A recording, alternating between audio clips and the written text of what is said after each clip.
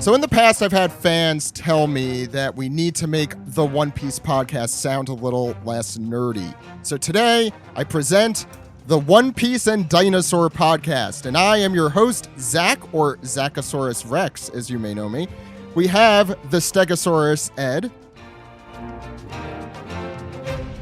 You said don't talk. Great bit. Off to a great start. We have the Ankylosaur, Alex. Hi. Hi, Alex. We have the Brachiosaurus, Steve. Nice pun. Thank you. We have very special guest and translator for One Piece and Weekly Shonen Jump and Manga Plus. He's the Translatosaurus, Steven. Hey, that's me. That's you. And the Deinonychus? I can't pronounce that at all. Josh Mackenzie's with us. How's it going, Josh? Roar. You know, yeah. Get on the floor. Everybody walk the dinosaur. So we're going to be talking a lot about dinosaurs on this week's recap of Chapter 998, Ancient Types. Before we get into that, some piece together, a double anime recap, I think, this week. We have a little bit of news on the industry front. We'll talk about this since it definitely affects One Piece. Sony's Funimation has bought Crunchyroll. This was, I think, the big news from over the weekend. We talked a little bit about it, or from over the week. I think it was Wednesday. I have no idea what day of the week it was. But what do you guys have thoughts on this big industry news? It was quite shocking. I mean, well, Yeah. I guess it's shocking in a certain way, but I do think it was kind of expected, or it was known that who was it, AT&T that owned Crunchyroll were looking to shed assets.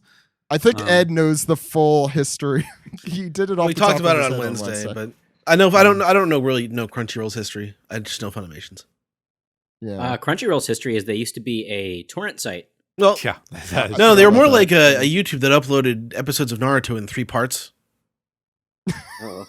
That's even longer. Oh, humble beginnings. Yeah. Did we all start out uploading Naruto episodes in 3 parts? Oh, yeah. I think the answer is a certainly no. Yeah, so I mean, look, we have no idea what this is going to mean for the anime industry in general. We hope all of our friends at both Funimation and Crunchyroll stay employed and are okay. It may mean a more streamlined anime app in the future, in which, like, one app you could get almost everything except the stuff on Sentai, Discotek, and Amazon there's a still third one has that I'm missing. stuff. So Amazon and Netflix, yeah, they still. You wouldn't do. know. It's kind of hidden. I would Yeah. recommend anyone go back into Amazon and watch Vinland Saga. It's very good. Oh, yeah, And I the forgot that's on adaptation. Amazon. And I think they're doing another season, so catch up for that. Netflix has some good stuff too. And they Netflix had, has Baki and Baki. No, You don't watch they have? anything else on Netflix, Ed? Don't they have Devilman Cry? Because I'm an Don't old they man. have Devilman on? That's right. Yeah, that was one of the first Netflix original anime. That's 2 or 3 years old now. That was very good. Wow, that was 2 I mean, or they 3 got- years ago. They have like Great Pretender on there. What else do they? It's Oh, yeah. exclusive. Isn't it Violet Evergarden on there? Doro Hedoro, I think. Is how That's you right. I pronounce it. watched Doro Hedoro. That's very Yes. good. Oh as well. yeah, Dora. I haven't seen that yet, but I've seen Great. I haven't. It looks good. It's very I just good looking haven't CG. seen it yet. Yeah, it looks nice. I just haven't had a chance. E to see it. Stars. V-Stars. Uh, on Netflix. Speaking of things digitally being available, Movie 9 is on iTunes, and Alex, you had a chance to pick that up, right? I did. It's $14.99. It's Japanese with subtitles. The subs are great, and it looks really awesome, especially if you have a large television. So I would pick it up. It's the first time Not it's been a- available in the US. That's huge. Not a Nakama to be seen in those subs. Nary a Nakama to be seen. They use friend or crew, or they translate it, which is what Whoa. you should do if you're a translator. I shouldn't have to tell you, Stephen. Mm-hmm. But it's great. If I can endorse the movie for a hot moment, it's a. Yes. I mean, I've talked about it before on this podcast. The very opening music we use on the podcast is from that movie. it's a what if retelling of the drum arc, but what if they met Chopper after Water 7, basically. What if Wapol had a weird brother? I mean, yeah. And what The if opening- Luffy fought like a Dragon Ball Z character, but that'll never happen. It's cool. It's a cool movie. Oh, yeah. Yeah. No. cool. I'm saying like that was like I remember back when that movie came out. I was like, wow, Luffy's like fighting like he's like in Dragon Ball Z. This is hardcore, and that basically became like how he fights now. But Yeah. I don't know. Yeah. One Piece fights were a lot goofier back then. Yeah. So. But yeah, the movie itself is really good. Before Strong World happened, movie 9 was like close to the top of my list in terms of favorites. It's really great. It's called Chopper and the Cherry Blossom Island. Bloom in the think that's Winter, Miracle, Cherry Blossoms, something like it's a very long. It's a very long Toei title. title. Episode of Chopper Plus. Yeah, Yes. and then That's it what has it a is, yeah. large subtitle. Then It's like Oda came in. It's like, all right, first of all, we're cutting these film titles down a quarter the size. I mean, movie eight. And I we're think gonna movie put eight the was word longer film. actually. we're gonna put the word film in all of them. yeah. So I was Square gonna Enix- add- Square Enix titles. Not before Oda. not Stampede though. Stampede is not a film. I think it's because Oda has less That's involvement true. in it. Yeah, I don't Yeah. think he was an executive or whatever the level he was for those other three. I will add that it was my first time seeing it when it aired for that. I think it was that Crunchyroll Expo special where they also talked to the voice actors a couple months back. Yeah. And it was good, and I really enjoyed it. But I feel like I was really spoiled with the film movies. So like going back to movie 9. I was like, this is good, but I have definitely seen much better One Piece movies. Like, I would recommend don't going mean back to movie 1, and because movie 1 has the charm of early I One need Piece to. anime, and I think it's better than Cell The animated, too. problem, Yeah. the problem is that I am being good and waiting for those all to actually come out, and they're not out right now. So hopefully, this is a sign of things to come. We always tell people that if you want something else in a collection, for example, movies or earlier movies, support the release of that first, step into that great beyond there. So it's just It'd be nice if these got dubbed as well. yeah, that would be great as well. So check that out if you haven't. I think it's only on iTunes right now. I'll also add, since we're talking about streaming and streaming services and Crunchyroll, Crunchyroll put out a lot of articles featuring some members of this very podcast, including 2 that are here right now with the same name, Steve. So Steve, do you want to start and talk a little bit about your article that just came out or your interview with Dan? That's Sure. on there? This was like a while back, maybe like a few months ago, that Dan Dockery first messaged me about this idea of like doing a series of articles about like the way he pitched it was just like almost like defending like an arc, but that like defending seems kind of like a negative connotation, but it was just really pitching your favorite or one of your favorite arcs in One Piece. And I was interviewed alongside Steven and some other familiar faces like Greg. Roger and Greg. And I talked about the Baratie arc with him and Steven, of course. He talked about Skypiea. I don't know how long you talked with Dan, Steven, because I know it was like 45 minutes to an hour or something like that. I talked to him for 2 hours, but like, well, the first hour You would wasn't do the that interview. even if he wasn't recording. Yeah, the absolutely. first hour wasn't the interview. It was us talking about Dragon Ball Super and the Sam Raimi Spider-Man movies, and then None that of warmed this us up surprises me. to talking to another hour about the Baratie arc. And no, I had a lot of fun. Dan's like a really good interviewer, and he left like everything in there basically for me. I was kind of surprised. I thought some gruesome details about one of my previous injuries would be left out, but no, it's all in there. Steve continued talking for another few hours, but Dan had already hung up. Stephen, is there anything you want to say about your piece on that? No, not too much. I just I came talked out, I talked about Skypiea, and we kind of went over like plot, interesting plot points, and then I got to do my spiel about what I really wanted to talk about, which was how interesting it is that it's a arc that is sort of formulated like an Indiana Jones adventure where the heroes are swooping in to lift the gold off of the natives' hands, and it ends up becoming about like friendship and connecting people instead somehow, which is one of the magical things about One Piece. And so yeah, he did include a little bit of that in there as well. So yeah, it was fun. It was cool. Yeah, Skypiea moves up in my book like every year. I think that it grows with age. I think so it's one of those rare arcs that do that. One last piece of news, and then we'll get into the manga. Chapter 1000, I think we could confirm, is coming out on January the 4th. We're going to have a special episode for you guys then. We're planning on doing a live episode on YouTube where we do our normal podcast like we are here, except we also are going to do it live, hopefully with video, so you have to look at our faces.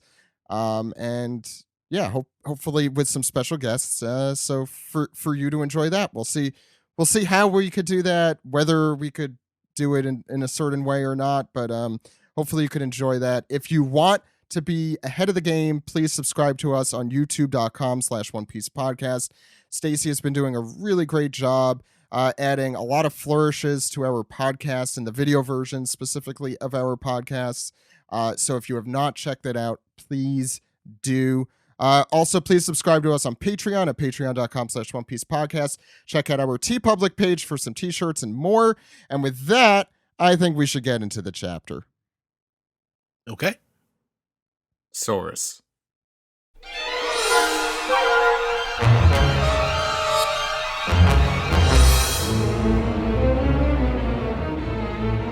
This is the manga recap for chapter 998, Ancient Types.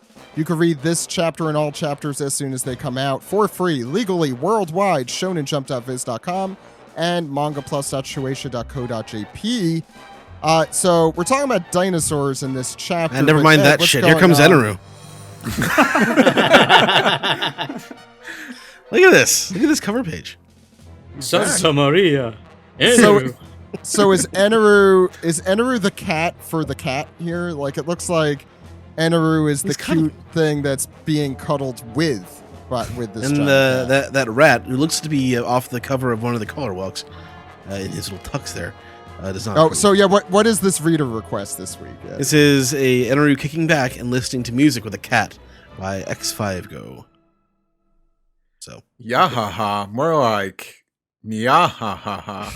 I mean, it seems like Eneru took the mouse's spot. He looks upset. That somebody crawled into his area. He's got apples, no bananas. This is the inner workings of like Spotify, and I think that Mass is just pissed. He's hardly receiving any residuals for the music. I know. I read that as like a conductor mouse. So, wow. He's like, you both lost, so get off my twister mat. So this is a really weird color spread because back in 2004, cover page. I mean cover page. I'm sorry. And I'm posting this link in the chat so you guys can see it. And maybe Stacy can put it on our YouTube feed. But back in 2004, I drew a fan art of Eneru cuddling with a cat. Based off of a friend of mine's fanfic at the time, where Eneru owns a gigantic fat cat named Apple that he feeds chicken. Oh my god, and he has apples next to him in the cover page? Yes. That's weird. It's amazing. So I gotta ask then, what? Alex, does that make you is your droid name X5 Go? Is my droid name X5 Go? That's the name of the person who wrote the yes. illustration. Yes, that is my droid name. I am a Star Wars droid. And sending my name in is questions X5 for requests. Yes, that's correct. I have a scomp link that I use to Enough. Yeah. Well, you know what it's for. Okay. So, anything you guys want to mention besides that this is adorable and that Steve drew a version of this that's also on that he drew it in 2020 though, not in 2004. I was just really happy to see Eneru back in any shape or form in the manga, especially with like a giant cat that should be voiced by Norio Wakamoto, and say that he wishes he was a bird. But yeah, reprising his role from Azumanga So, Yes. so I have a big question here for you guys about this. Is this canon? No, it's a cover page. Can't be. Calm down, Zach. No, Yeah. it was joking. I was joking. It was a bad joke. You know I mean, I'm just joking. I mean, unless you can do it, but I'm just joking. Yeah, Remember exactly. all those cover pages where like He's right. it's like Sabo and Luffy are with Ace who's alive, and they're like playing baseball and everything's fine. This is the version of that for us, the One Piece podcast. Like, instead of Ace being alive with Sabo and Luffy, we dream of Eneru snuggling a giant cat. Yeah. That is Oh, I thought you our were- version. I thought you were gonna say like we just want Eneru back. Yeah. Both with Pearl, Miss him just so him and much. Pearl surfing the waves and I just want there to be a manga panel where Eneru says like, "Yes, it was the moon all along." It's like your research did you well, Zach. Good job, Zach. Like just a panel of Eneru saying, "Good job, Zach. You Good guessed job, it right." Zach. I just want validation from a fictional character. Is that too much to ask? Ed, what's Don't we going all? on in the first page? Okay. So we get Onigashima is in full death egg form as it is flying, and people are shocked by this. And yeah, like Kaido can do that, but yeah, but also, despite the island is flying, what's Marco doing here? Whose side is he on? Anyway, What isn't he doing? well, we'll see. So Marco is lighting Chopper on fire with his phoenix flames, and Zoro's like, "Hey!" And Brook looks on angry, but Marco points out, "Does it feel hot?" And Chopper's like, "Huh, it's strange. I'm burning, but I don't have burns. The fire is just the right temperature to hold back the virus." Ed, don't you mean Chopper said, "Ah, it's not hot"? Actually, that's on the next page. So Damn it. multiple wrestling references in this page. So anyway, so we get Mink, the Mink Doctor Miyagi and Squirrel Nurse Tristan arrive, and they're ready to produce. They're ready to offer us more of the antibodies. This way, hurry! We want to help. Ed, I want to ask you a question. Do you think that their names were added there on the bottom as a request from the editors? Because it's like so shoehorned in there. It's I mean, like, they haven't been around for a while, but No, who I could forget agree. them? Yeah, I mean, anyone could forget them. I don't think it was established either that they were even here, like in No. this arc. No, Mhm. it has No. not been. They, I was came wondering out of about that. nowhere. Yeah, I But- did forget them.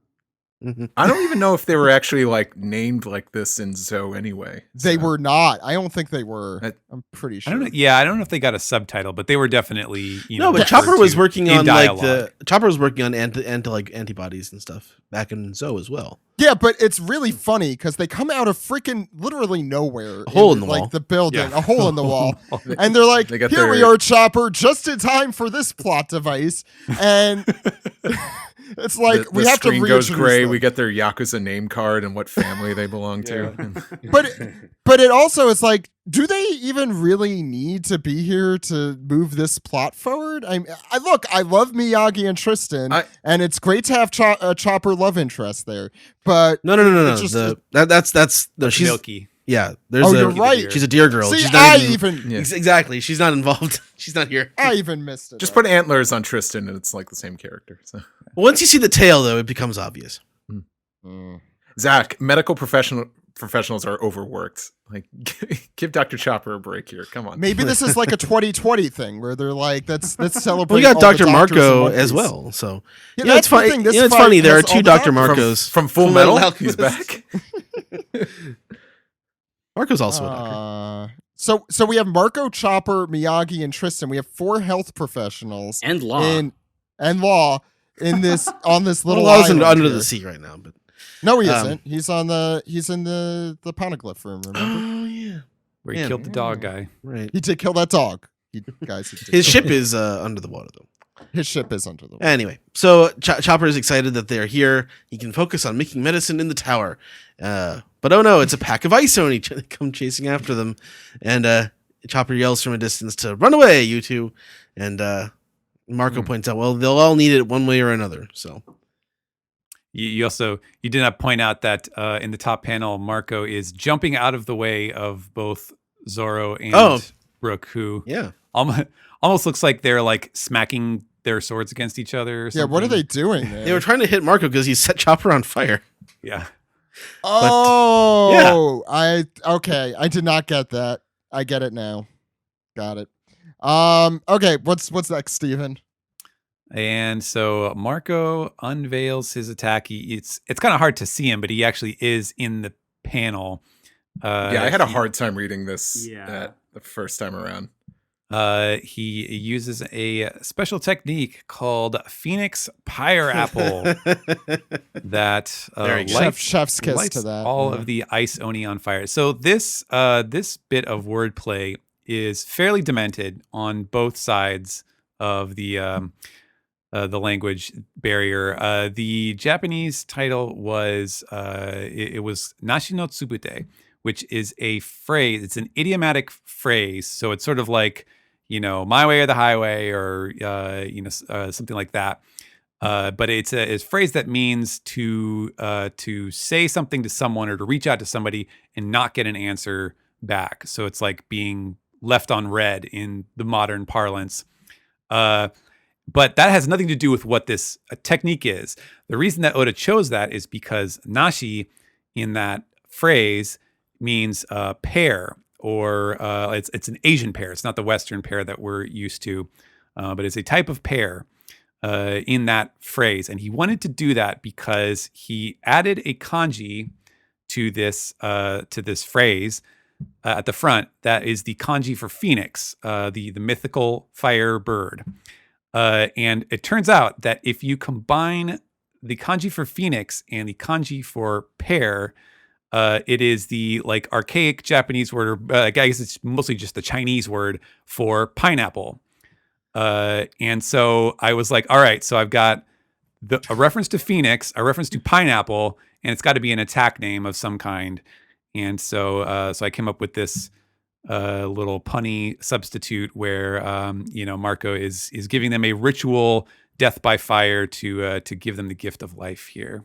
What was it immediately obvious that was an archaic form of the word pineapple? No, I had to look it up. Okay, I was wondering to catch that. Yeah, very nicely done.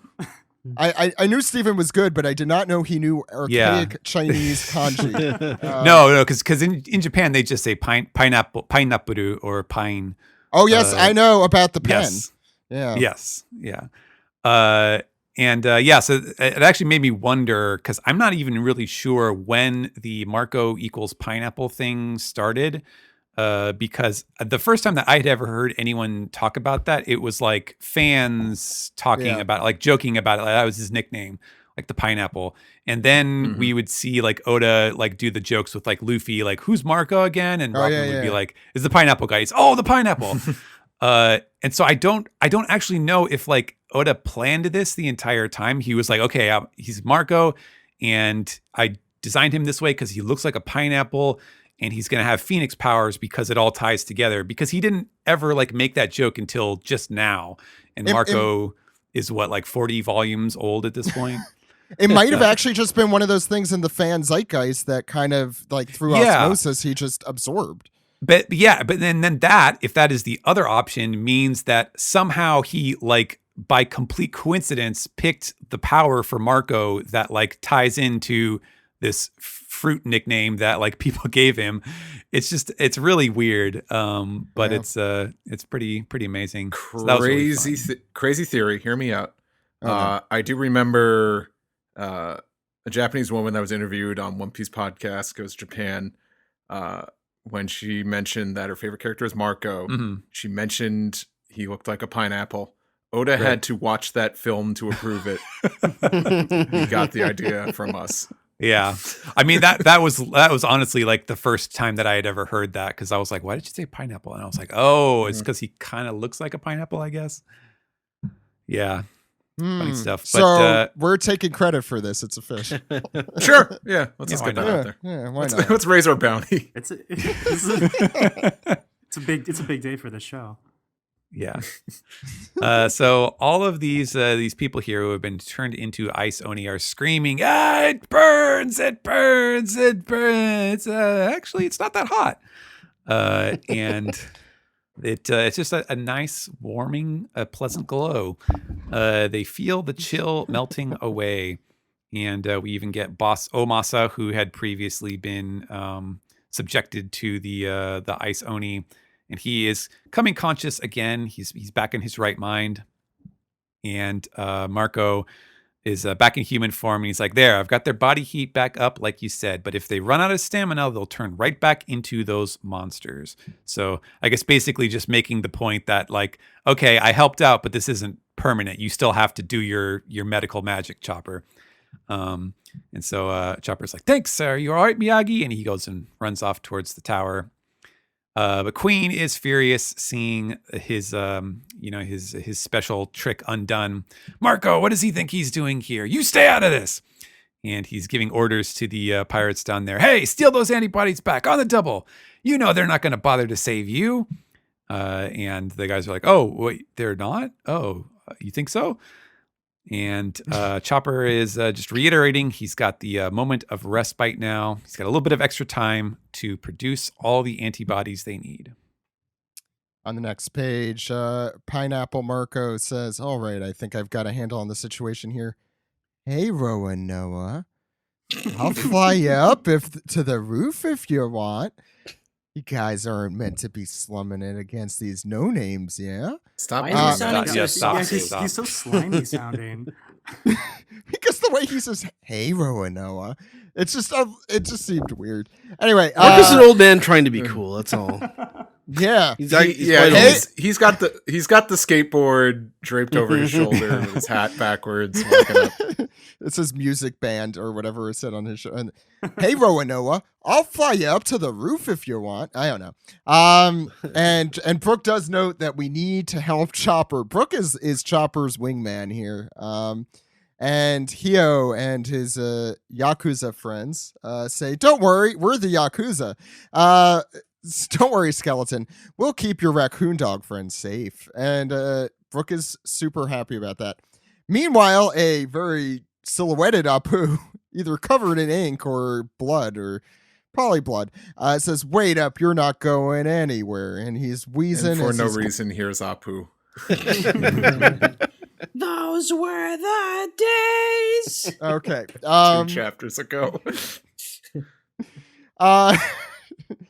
Shut the front door, because here is Apu coming in with asking for the antibodies from Chopper, saying my life is over if I don't give them back. And Chopper noting that he's a tough one. And here comes another silhouette. This one's just an actual silhouette of Diaz, Drake, the former Toby Ropo, Allosaurus, as we get into our dino segments here. He just takes a big chomp out of Apu here. Pretty great. I don't know why. I wasn't laughing when I was reading it originally, but it's especially funny right now for some reason. It's very reminiscent once again chomp. Of your dog having something in their mouth that they don't want to let go of. Absolutely. Just and shaking their head back and forth. Just I think I mentioned that I saw Jurassic Park for the first time since I was a little kid. So like in my actual adult memory. So all of this was so I guess Apu is a scummy lawyer of some sort. Anyway, that fits him pretty well. He roars as someone notes that Drake is on the enemy's side. He throws Apu to the ground head first. Says, if you are capable of seeing me as a true ally, he's talking to Zoro here, then go and leave this to me. It sounds like you want to say something, Steve. Or are you just laughing at the whole thing? No, I just want to laugh at Zoro's last line here. Oh, well, at least you've got talent for picking the winning horse. He is such a cocky what bastard. A bitch. So and coming up on the rear, it's the Straw Hat Pirates. So I was by a nose. I was reading this on my iPad, And I didn't see the page where Drake chomps Apu for a hot second, so I thought that Apu was turning into a dinosaur. It's a weird. Like, I wonder if like he just silhouetted Apu because he didn't feel like drawing the rest of him. Can I add, since I was just listening to Forced to Watch 4 Kids, available on our Patreon with Steve and Alex today, you were talking about how Zolo, meaning the 4 Kids Zoro during Barati, Baratier,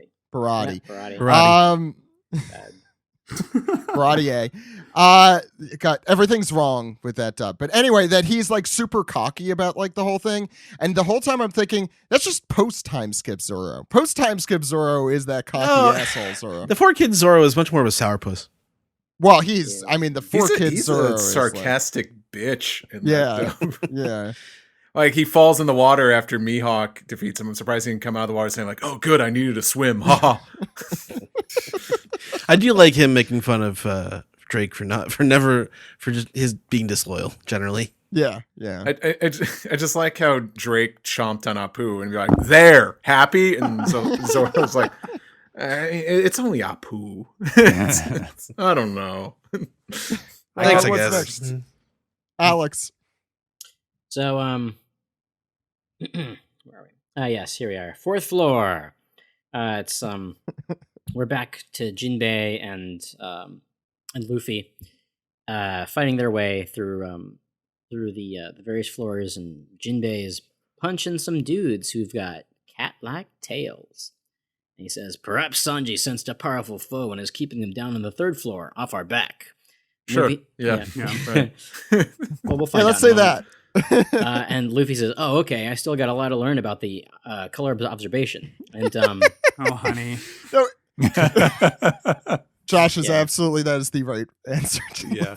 Luffy is just the so sweet naive summer child, as they say. Luffy is the fan looking for like canon explanations for jokes. Yeah. In the series. So as we pull out, we do see they are surrounded by cats, and there are so many cat trees. This looks a lot like Zoe, too. I didn't even realize those were cat trees that rocked. Oh, that's what it is. Oh, they're weeb cat trees. Hell yeah. There's like one of them kind of looks like a Pink Panther, like the way the head is. Oh yeah. The tail. Bagheera. God damn it. Yeah. Got to say the line, the best line in Jungle Book. so they're surrounded by cat people. No David Bowie joke there. Catman will fuck you up. Stars of last year's box office success cats. Yeah, that was last year. Is around there somewhere. Rum Tum Tugger and the rest. Oh my god! And all the never did get the butthole cut. One day. Let's cross our fingers, cross our paws. As far as danger goes, Jinbei says it seems the same is true for this floor. We'll need one of us to stay here. It'll be me, because we gotta make sure to split the party. He says, "I'll make sure there's an opening. Keep going, Luffy." And then we cut to the Right Brain Tower, central hallway, where General Frankie is continuing to make his assault on the armored division with General Launcher. I believe that is his missile attack. Did we see that in Punk Hazard? Looks like it. Yeah. It's just the evolved version of his chasing around Fukuro with his shoulders. Yeah. Yeah, that's right. Yeah. Looks like he's taking his little shoulder bits off and doing the same thing. Love it. Yeah. Oh yeah, that's what he's doing. And he has completely he's overpowered the armored division, and Sasaki says, "That's enough, boys. Make way." And we see Sasaki finally taking some charge and catching General Frankie off guard and slamming him prone. Seeing General Frankie on his back is look at what is going on there. What is this, BattleBots? Well, his back is treads, so he could easily just scuttle away. Oh, that's man, true. that's super good. Oh yeah, this is just like BattleBots. Remember BattleBots? I like the transition when he does the general launcher. That like I guess it's because Oda figured, well, I need one panel to show where they are and another panel to just so you know that it's Frankie talking, but that it's like he goes general and then he just makes a face and then goes launcher. It's just such a funny transition. I love that. He has General to breathe Frankie, in. Yeah, I love that General Frankie also makes faces. It's great. Yeah, it makes no sense. Anyway, Perfect sense. Josh. So we've got this beautiful splash page of Sasaki finally transforming ancient Triceratops model. His armored crew is cheering, Master Sasaki, get him for us. Yeah. Sasaki grumbles that I've had enough of you. General Frankie finally realizing this is a Triceratops. Can't do any damage now, robot.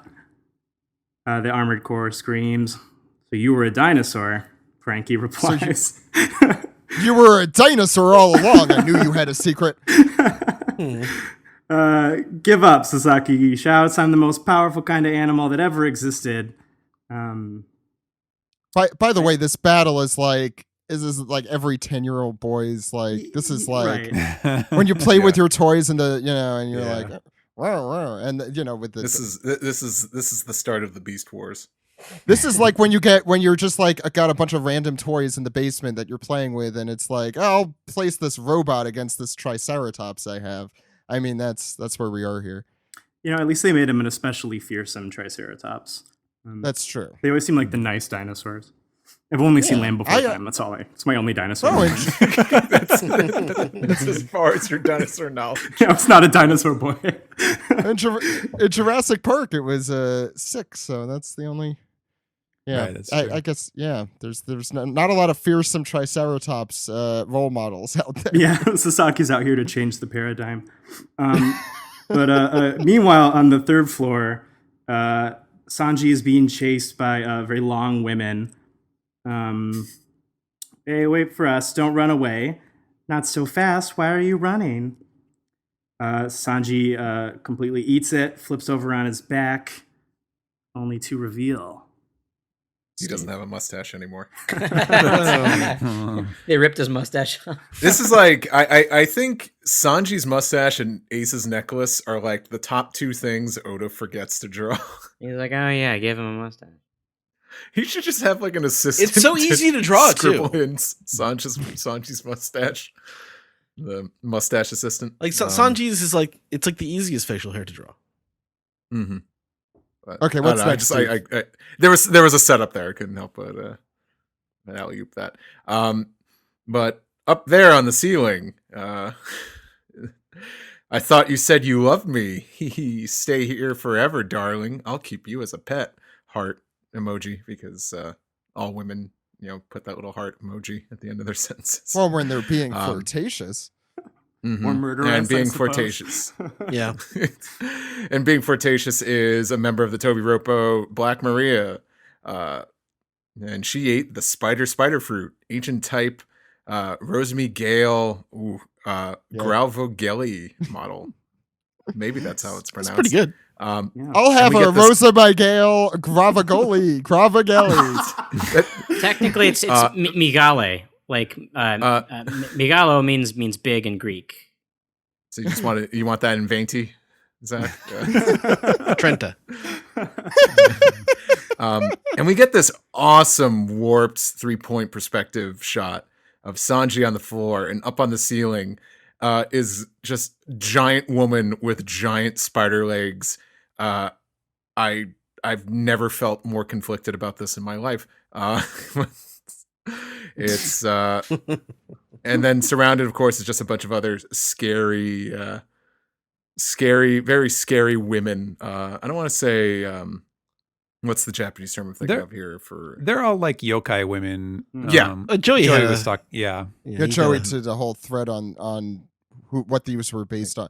There were like famous paintings and like Edo era paintings. I think that they were. There's definitely the Sarahebi sensei, the teacher with the snake neck. Yeah. He also Nure Onago, the wet girl. That's one. On the right, the girl who fell out of the boat and is asking you to let her back on your boat. Right. You referred to her as yeah, sure. I'll let you he called Black Maria a Jorogumo. Right, All the right. Queen Spider. That's clearly the legend that Oda's basing her this idea on. She is the great Queen Great Spider. Queen Spider. What about the Gilgamex? Wait, so How did Sanji get past the swamp monsters? So we looked up this well, first of all, I want to say we did a good job calling a lot of these because last week we said we did not want to Google search ancient spider and that was our theory about her. Okay. It's not. And it turned. Wait, I've I- had enough I of spiders even- since that Mandalorian episode. That sucked. Oh God, right? Creepy. I liked it, but it was. I looked creepy, up Rosa Miguel Gravagelli. Gravagoo.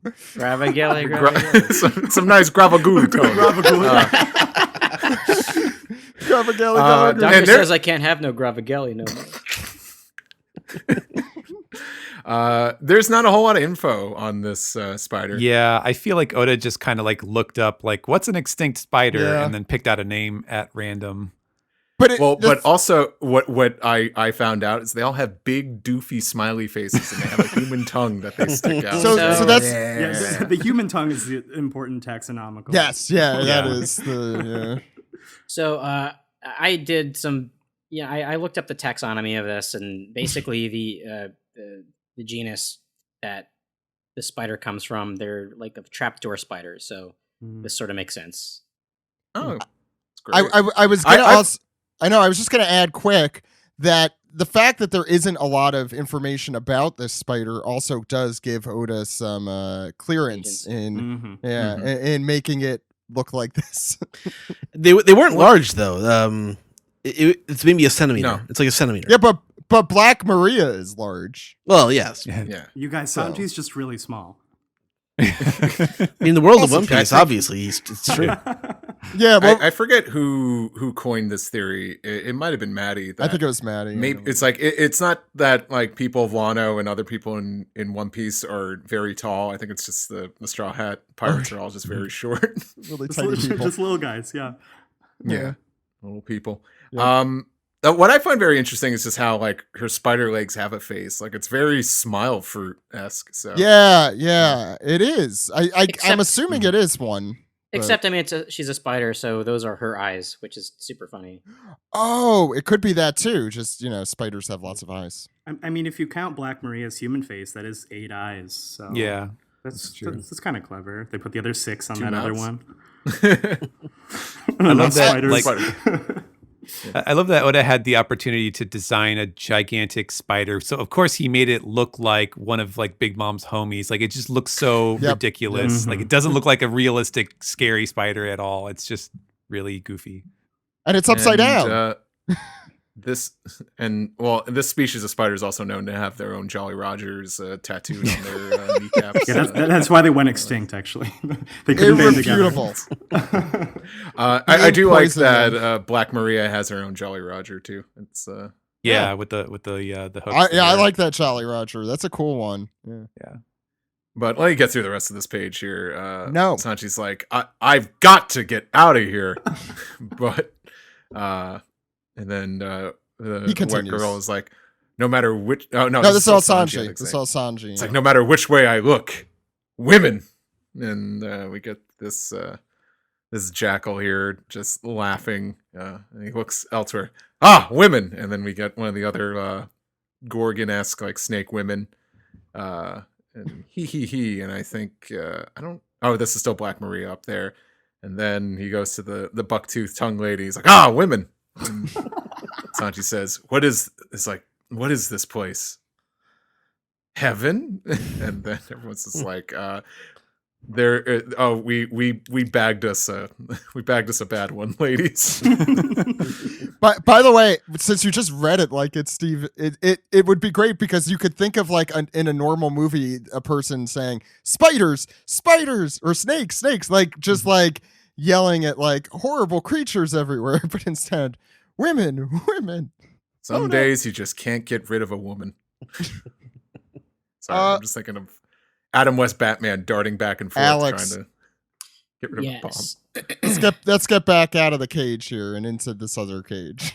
Yeah, well, it's not really a cage so much as it is a big cat cafe, which is great because that's why you have all the cat trees everywhere. It's very reminiscent of that was Japanese actually cafe. that was a pun to Vanoda's part because it was just Neko Cafe, but then the ka in cafe was like the family, like the taxonomy family, which I guess in English would be like I think it's Felidae is the cat the cat family. So I was like, originally I just had it as Cat Cafe, but then like the day after I was like, I had a shower thought where I was like, oh no, because it's the whole cat. Like I couldn't make a pun, but then I was like, oh, it's big cats. They're big cats.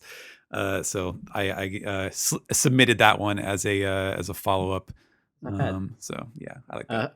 I would also would have accepted Felidae cage. Ooh, I like that. No, it's not as good. I just wanted to say it. So here we have a devil fruit transformation that I called. I wouldn't say I called it. I wanted it because I wanted to see the juxtaposition of the vertical. The vertical horns going up and down. It's who's who, everybody. It's Tobiropo who's who, cat fruit, ancient type, saber-toothed tiger model. And he's just sitting there. On. Yeah, he's sitting there smoking his stogie little cigarette. Well, it's not really a little cigarette. That's a humongous cigarette. That is the biggest cigarette I have ever seen. Yeah. Those marijuana cigarettes. He took that I've been marijuana and hearing smoked it about. like a cigarette. That's All right. catnip. Yeah, So- so what's your favorite cat on this page, Alex? I think important to ask. So we've got a lot of really cool cats on this page. God, that's a bad pun. Go ahead. I think that my favorite might be this Bob Dylan looking one. That's the right answer. That leopard. But I love the lion, and you can see his extra set of arms there. I wonder Yeah. where his yeah. human face is. I think we all know the answer to that. It's probably butt. the penis. Not what I was going to say, but sure. Little Riding Hood there. we've seen a couple of these other ones here too before. We see the ladies. We see the little old lady. The masked one wearing the Kamen Rider kerchief. We have the really long armed one. That is mostly just a hairy dude's torso. We've seen those before in other panels. And then It's like we have there's a There are big cats one. that look like that. Yeah, there are. We have Is a there a tiger big one, and then we have a Cheshire? big old Yeah. face. Yeah. I like that one because he's specifically hiding under the seat there. Yep. With his like ear pointing out between the. That's great. Yeah. Cat lovers rejoice. Oda did his research. These are things that cats do. We just need a humongous cardboard box for somebody to just get in Oh my god. for no What if reason. Jinbei's secret attack is just to throw a giant cardboard box at them? And run No, away? I really hope Jinbei brought a laser pointer. It's the only way to defeat who's who. He's just gonna summon his like water powers and throw water at them, and they're all just, Oh, just gonna freak out. That's Just true. gets out the spray bottle. I was thinking at last fish finally get their revenge against cats, like the ancient Cats yeah. versus fish. Yeah. Yeah. Poor hates it when I do that. I wonder if. I mean, I kind of hope they don't do this because I like these matchups that Oda's going to do an NES lobby and scramble all the matchups again. But since Frankie has the laser pointer, I guess it would make a little more sense too in that regard. But either way, here we are. We're in the Big Cat Cafe. Who's who says, "Well, great, Straw Hat's gone on. He's sure to bother Kaido now. Would you stop picking on my subordinates? Have a little pride, former warlord of the sea." That's a funny. Oh, pride. Get it. Was that on purpose? No, that's he just said the word pride and like Simba's in The Lion King 2. Or the short-lived DreamWorks television series Father of the Pride, made by the creators of Shrek. And Siegfried and Roy. And yes, that's right. Oh, God, do you guys remember that television promo? Anyway, Yes. I don't think it was I don't believe it was an actual show. I think it just stopped at the promo stages. But Jinbei, of course, says, "I prefer my more prestigious title, Helmsman of the Straw Hat Crew," which is Woo! yeah, eat shit. And Fish Uncle. Yeah. It's a mic drop right there. Eat shit, who's who, and you know he will because he's a cat. No. No, that's dogs. Dogs Yeah. eat cat shit. Cats eat cat food. That's To be fair, yeah, he's It's not, an easy mistake. yes. yeah, he's not wrong. No, cats are Dogs good. eat everything. Cats are good and very clean animals. I have cat bias. Dogs are better, but they are not clean animals.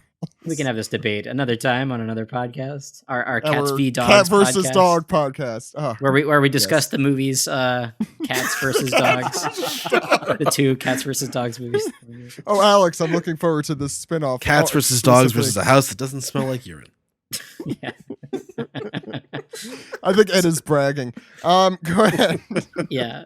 So he says he's a helpsman of the Straw Hat Crew, and Who's Who says, "Oh, pardon me. I only thought of that Oh because my god. You've been watching too much 4Kids. You've been watching too much 4Kids. No. I'm canonizing that immediately. yeah, this is some Eartha Kitt happening. Right I now. see No. Josh If it was on the 4Kids dub, like Who's Who would be like, "What's the matter? Cat got your tongue, bro?" Yeah, he'd be a surfer. I see they'd all Josh. be surfer dudes. Josh is just crossing out his screen right now with a permanent marker, like burden, writing that over. Oh, I'm a huge Who's Who fan now. Yeah, or the 4Kids dub would have Who's Who asking nothing but questions. It would be so stupid. Oh, Ooh, pardon who's- me. I only thought of that because I saw you once when you were a warlord, but that doesn't matter. And Jinbei says, maybe if I see your face, I'll recognize you. And Who's Who says, "Heh, too bad you'll never see it." He also winks to the audience. He doesn't. But Winking to the He might audience as well. that He might as this well. is a character that might have shown up in this manga before. Place your I bets. I doubt it. I don't know. I feel like But this is a any- flashback to Fishman Island or something. By the way, big question here for the whole podcast here. Cat question. Who's who? Hmm. Yes. Very proud of myself there. Ed, finish it I off. thought you were about to ask, like, tag yourself in this 2-page spread. If Okay, you it's if you fair. think you know who's who, hashtag who's who at One Piece Podcast. But don't forget to put a who's who before the who's who. Yes, please continue ahead. Okay, so outside the Onigashima Dome, we get real dinosaurs. I mean, 2 dinosaurs. They're enemies, the Toby Ropo, and we get Page One and Ulti bursting through, and we see their fruits exactly as he's a dragon fruit, ancient type Spinosaurus model, and she is the ancient type Pachycephalosaurus model, as we've been saying. Nice. Yes. So I love that she has the tiny little dinosaur arms. That makes me very happy. Yeah, we finally get to see her in her full form. Yeah. Looks like This a is My the Little first Pony. time we saw it. It does a little bit. my little dino. We already did a My that Little Pony. reference. We can't do it image. again. Oh my Like, 2 god, were weeks. we gonna do 2 My Little Pony references in like a month? That's the question. Who knew? What's next? Looks like Ed? Yoshi, actually. You're right. You're right. Yep. So we get Page One. It says, "Where'd they go?" I'm having a hard time figuring out what's going on in that middle panel there. I have no. Yeah, so that is Hihimaru the baboon, which you can Oh, only tell right. because Ook. he's going ook. But even now, I still can't parse, like, where is his head? What is the, Oh, I see. like, I can see the I- fur, like the hair. Oh, that might be like the chin. I wish I had, like, my John Madden teleprompter. Yeah, so I could yeah, draw you a need chart that. for you, but I can make it out now. Yeah, I think see we're it. seeing him like from below, right? Like he fell down, but like Yeah. that's his Yes. chin. over Crotch there. first. Yeah, we see Crotch it. first. He's Oh, pretty I see flattened. now. Oh, That's his leg. I see it now. That's a You have to leg. zoom All in. right. He looks like Yeah. a rug. Yeah, I thought that was a rug. I was like, Yeah. what's with the rug? And you guys are far from the only ones who had this problem, so this one is clearly on Oda. You heard Ook. Sorry, that's Oh, I guess Page One and Ulti wiped their feet on that carpet when Yeah, looks like walking it. in. We get Ulti who says, "I'll split that woman's skull in 2." And I had Ed do this page just for that line. Go ahead. so back to the storeroom inside the dome. It says, I guess that's Yamato says, Yeah. Nobody will come in here. And Momonosuke questions, What is this thing? It's a statue of a dragon. In the past, it was placed at the entrance to the island, but my friend destroyed it, so they discarded the statue here. Friend. With the Christmas decorations. What would it look like? Your friend. Yes, friend. A man who came here years ago to kill my father. And it's Ace. I wasn't expecting Greatest that. man in the world, Porcus D. Ace. Hold on. Although like going back, hold this is on. this would have been when he first met Tama, when Ace first met Tama. Right. So Hold on, let's not Alex, jump to any yeah. conclusions. That could be Sabo. not with that hat. No. See, that's Sabo's trademark Baseball cap. And look, he's got a boner. Oh my! That's not a pistol. That's his trademark pipe. I think that's his knife. That's people with. Ace's knife, right? Nah, that man's got a knife. Yeah. Ace carried that knife in Alabasta. Yeah, he did. I'm so glad that didn't go away with an uncomfortable silence. Next time, Alex. That's gonna do it for the chapter 998. The next chapter is next week, December 20th. But before we wrap up this segment, we have to talk about the chapter. Josh, what are your thoughts on chapter 998? Yeah, it was good. I am Wano skeptical, but the last, I think, 10 chapters, and especially the last couple, and this one when we finally get to see all the ancient Zoan fruits, it sort of feels like things are sharpening. You know, we're cutting a lot quicker between the various battles and setups, and it feels like the tension has mounted. Yeah, I agree. Any other thoughts, Josh? Or Oh golly, I could. We talk don't about have this to- back. I was gonna say we don't have to go on for 2 hours, but we could. Josh, I'll go back to you if you have more thoughts. I'm sure, and feel free to interrupt everyone else, especially Steve. Steven, great. thoughts? Me. Yeah, I was actually, I was not on for the previous chapter recap, and I think I would have been the outlier because I kind of didn't like that one. I was not a fan of Oda's like fourth wall breaking shenanigans with Zoro telling Queen that his games are stupid and they should wrap it up, because I don't think you should get points for like having Zoro do that when you the author set it up in the first place, but unnecessarily, I should say. But I really liked this one. I felt like it was it doesn't move a lot in terms of like pure plot progression, but I think having so many, it being a big introduction chapter and having all these really gorgeous 2-page spreads really worked in its favor. I think it's like a bit of I don't know if palate cleanser is the right term, but like it feels like it's clarifying a lot of things. Like it's just kind of laying a lot of stuff out. Like, okay, here's this character's power, here's this character's power, and kind of singling out who is going to be facing off against it. Presumably, I mean, I don't, like we said, he could always do an Ennius lobby and just sort of switch characters around. But I feel like we've been doing a ton of that already, just to move all these characters to different floors and set them up in different arenas. I feel like this is kind of like the chapter where he's sort of letting us know, like, yeah, we're pretty much done with this. It's time to like actually get to the fighting. And so I thought like it was a lot of fun to read, even if it was a fairly quick one. But I liked it a lot. A lot of great designs, great art. And I did have some fun with some of the wordplay, which is always a bonus for me. So yeah, it kind of feels like it is hard to guess what what Oda might be setting us up for at chapter 1000, but I feel like the last page is probably the one that he's intending to elaborate on, since Ace has been mentioned several times in this arc, and so it kind of feels right. There's a fade to black there in the background there, so I'm assuming we were going. Oh my god, I didn't even realize that. Oh crap! Holy Oh, you guys didn't? Okay. No, I mean, like, That's why I'm here. No, I got that from the beginning. It's I like this overlooked is that. from when the time when he showed up and met Tama. So Yes, Yeah. yeah, but I didn't think that a flashback was coming. Well, maybe we're only for a entering- chapter, but yeah. Who the hell knows? It's One Piece. Right. we could be here for like 3 panels, or we could be here forever. Not literally, but Steve, what are your thoughts on the chapter?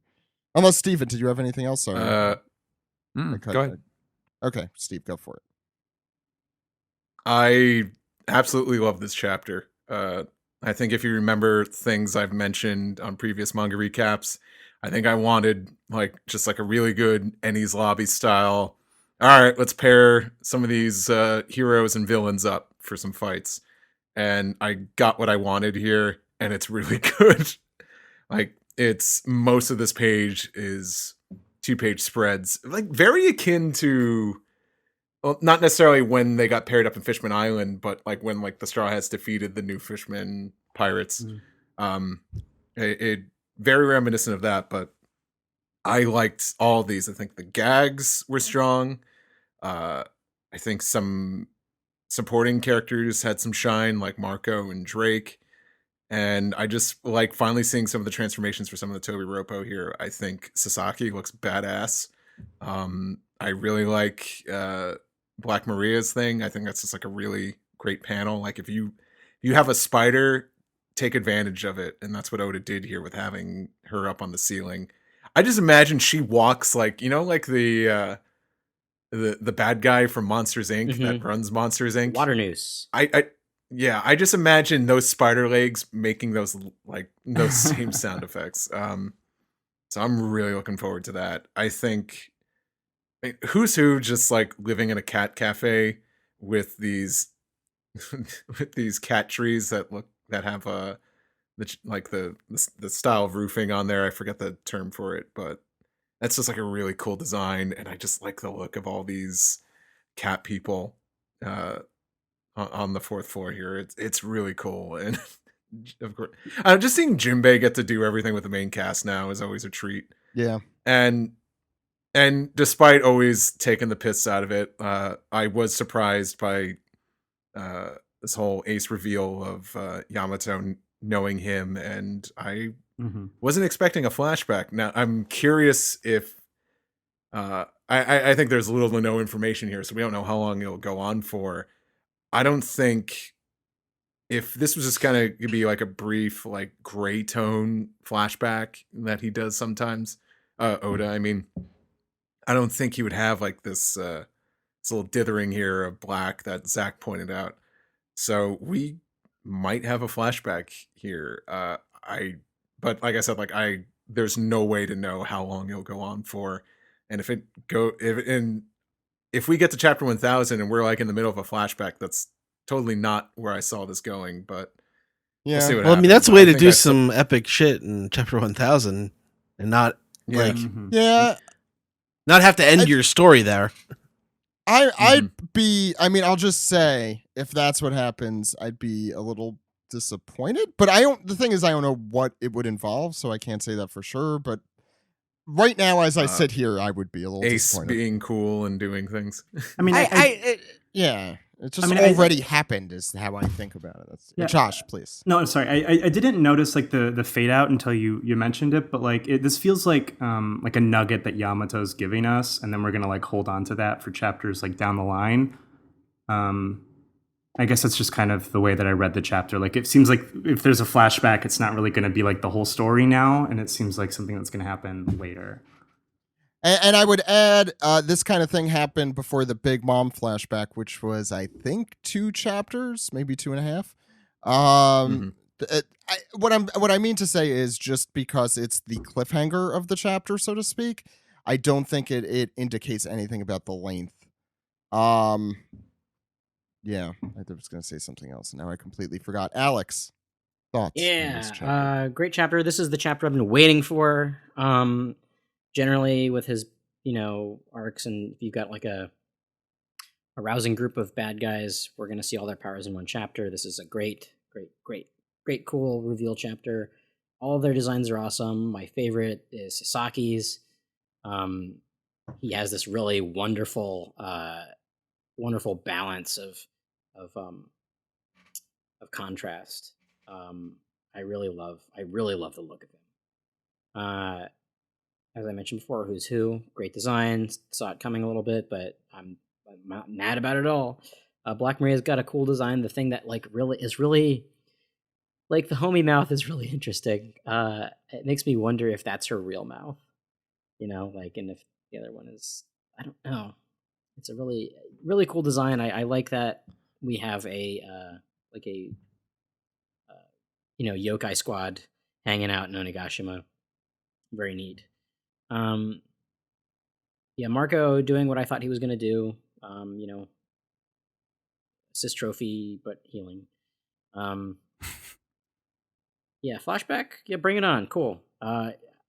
Makes me wonder if we're going to get some interesting info in chapter 1000 that is, lore related, at which case I'm going to have to stay off of Twitter for like 2 weeks because I'm sure. I think we're going to have to do that either way. Yeah.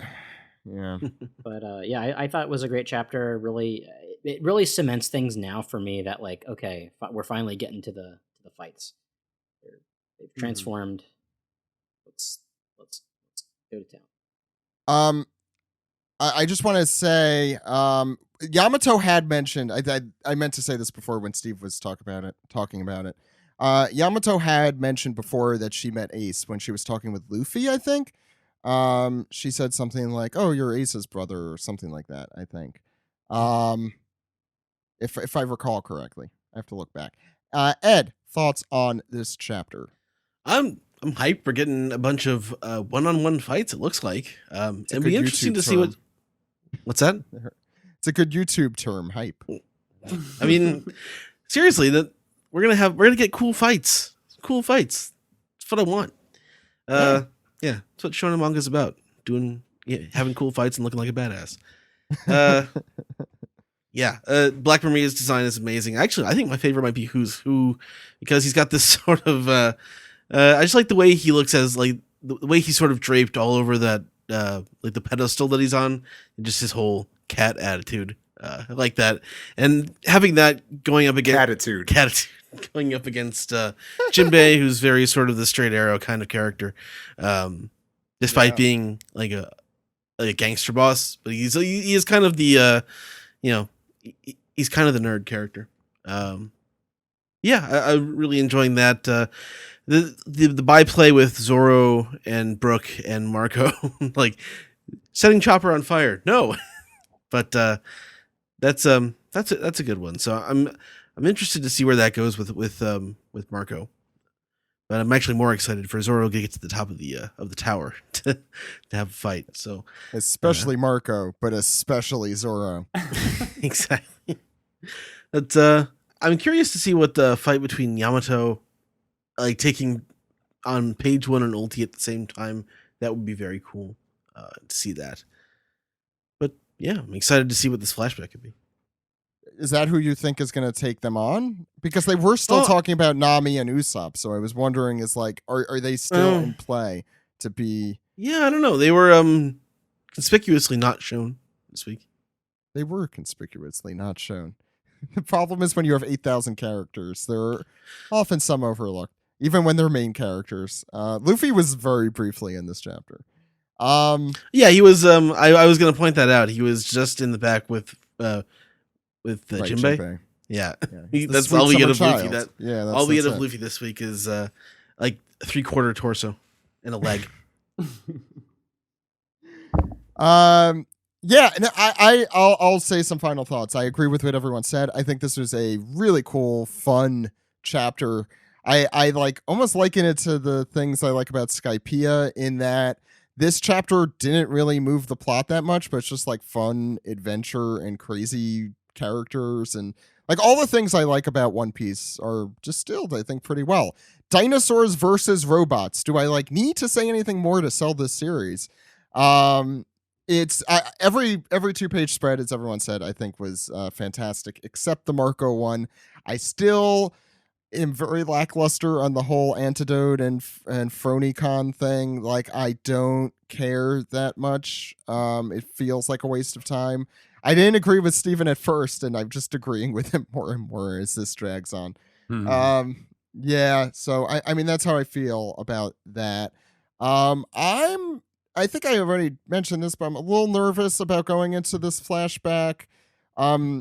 Maybe you see, I think the problem is I like probably most of the One Piece community is like expecting chapter 1000 to be big shit. Like to be groundbreaking, world breaking shit. And it might just be a really cool chapter. It might be literally just another chapter. Completely possible. I mean, it could be. It's groundbreaking chapter, or we riot. Are you expecting that from certain members of the fan base? That's kind of what I'm saying. And the fact that if we go into a flashback, I feel like increases the odds that it's not going to be a groundbreaking chapter. But that's I feel like I feel like I'm putting words in people's mouths, and I'm not doing that. But this is just hypothetically, if people love the idea of an Ace Kaido flashback amidst all of what's happening right now in Onigashima, I don't want to hear a single one of you ever complain about the Skypiea flashback again. Yeah, I like it. It fits Oda's just models. Saying, just saying. It fits Oda's model to do that. It's like, now let's really get the chaos started. Let's really get the fight started here. Let's feel that momentum. Wait a second. We have a flashback about something completely different and unrelated, but that's kind of related to it. But you'll find that out at the end of the flashback. Like, this felt very shoehorned in at the end with Momonosuke and Yamato. Not to say that they both hadn't. I think the broken giant statue is also very cool. Oh no, it is. Yeah. But it's just it feels so out of nowhere, all of this. Like, why now is at the very end of this is the cliffhanger for 2 chapters from 1000. Who are they hiding thing from? About Yamato and Ace. Well, they're hiding from everyone chasing them. They were being chased by Sasaki and lots of others because of Momonosuke. They were trying to get Momonosuke. They're trying to kill Momonosuke. Remember, they were running. I'm not going to keep explaining what happened in previous chapters. That being said, I think we all need to take a collective breath and be like, if chapter 1000 is not groundbreaking, we'll be okay. It's the bigger story that matters. Each individual chapter should be good, but if it's not the greatest thing you've ever read in your life, we'll be okay. That's all I'm telling myself right now. That's over and over again. And we're gonna get some cool color spreads out of it. That's true. We get one next week, right? And the week after? 2 weeks in a row. They're supposed to be based off of, I think it's the chapter 100 color spread. He's doing another like update thing. That's cool. Oh, cute. I believe that's what it says in the Japanese issue of Jump. Like says that in the like preview ad section. So that should be cool. Cool. Yeah, I'm sure there'll be good covers for Shonen Jump and stuff too to celebrate this occasion. It comes at a very interesting time, chapter 1000. It's supposed to be January 4th, which is like right after one of the holiday breaks. So I would recommend, if you can, staying off the internet completely for 2 weeks. That would probably that would probably be a good idea if you really don't want to get spoiled. This is one I am personally nervous about people being a-holes about, but hopefully they won't be. And I think with that all out of the way, let's do a double anime recap. All right.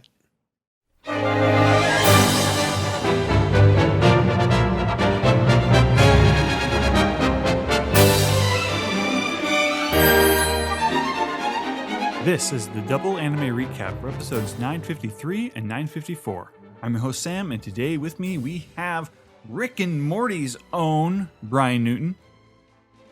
Hey Sam, how's it going? It's going. And joining us today we have a very unexpected guest. I didn't think we'd get him, but we have Ed. All right. No, it's not Jill. Jill will be back from Ohio eventually. Yeah, next week, hopefully. Hopefully next week. So the first of these 2 episodes is episode 953, Hiyori's Confession, a reunion at Bandit's Bridge. And the title card begins at 3 minutes and 25 seconds. And it opens with a very animated fight between Big Mom and Kaido at the front of Onigashima. I'm so sorry Joe missed this part. It looks sick. Oh yeah, it's amazing. It's Like, it's the best thing it's the best looking thing in either of these episodes. Any of the well, there's some stuff in the next episode that's very good, but nothing looks, I don't think, this good, especially action wise. this is the kind of filler you want, you know? Right?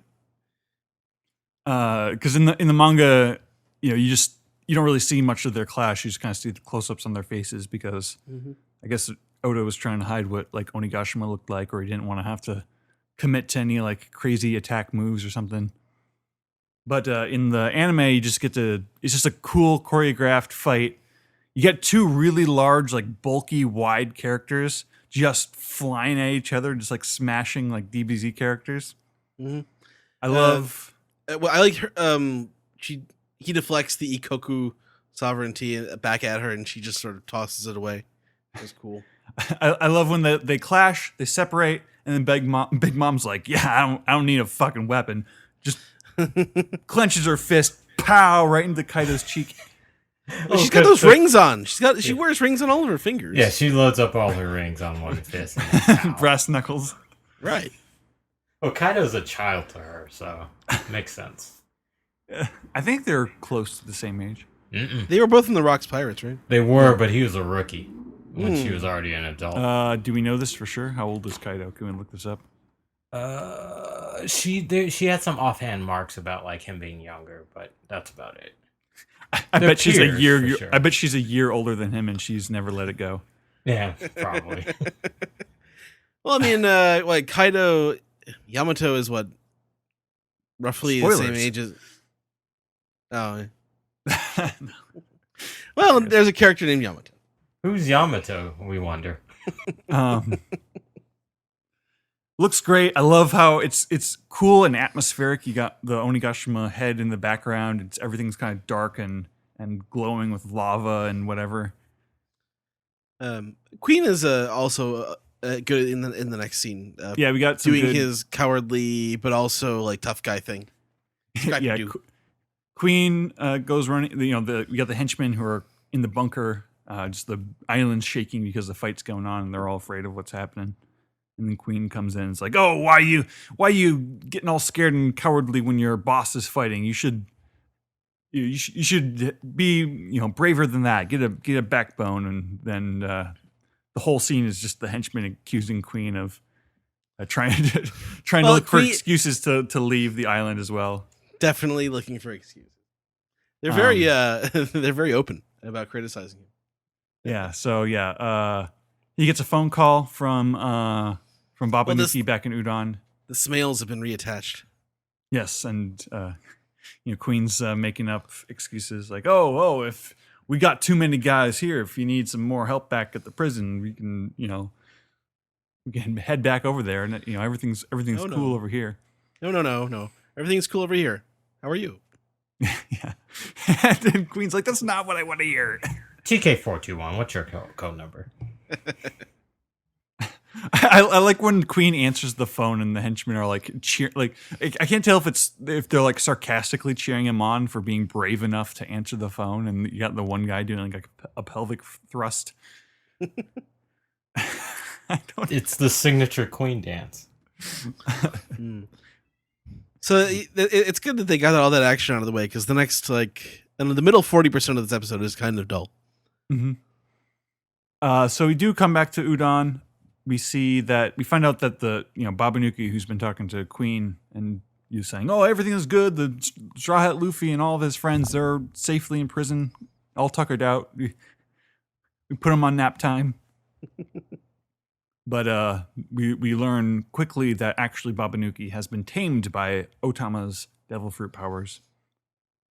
And there's a little... Well, it's obvious from the beginning, but then we get a flashback that really explains it for us. Yeah. It's basically just Luffy saying, hey, try taming that guy over there. Right. Which I think is filler. Like in the manga, we just naturally assume that Tama uses her ability on him. Oh yeah, it just like cuts to the scene and Babanuki's smiling and being like, "Oh, master, I did such a good job, didn't I?" Mm-hmm. And Raizo's off on the side, like, what is this sorcery? Then we get a flashback several minutes earlier when she gives him the dumpling. Yeah. We have a scene where Raizo is just really hyping up Caribou, just telling him how great he is, like we don't all already know.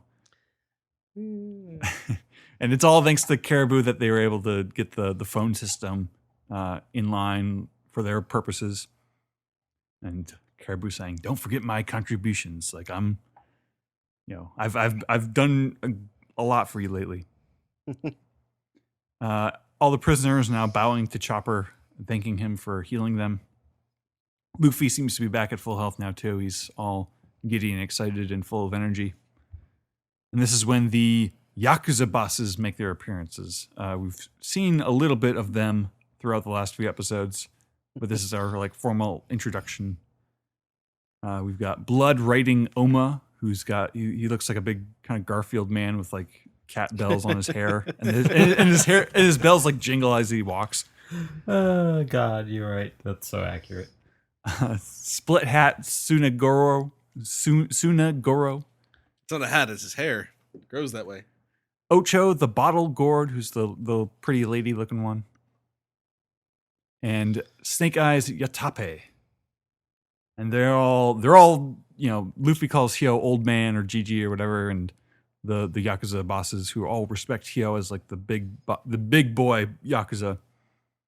And they're like, "Oh, how dare you!" And then they let him go at Hyo's request because Hyo is very pro Luffy. We get the scene with the Akazaya samurai as well, and they are I don't know, there's just sort of lightheartedly there's just a little lighthearted banter with the three of them.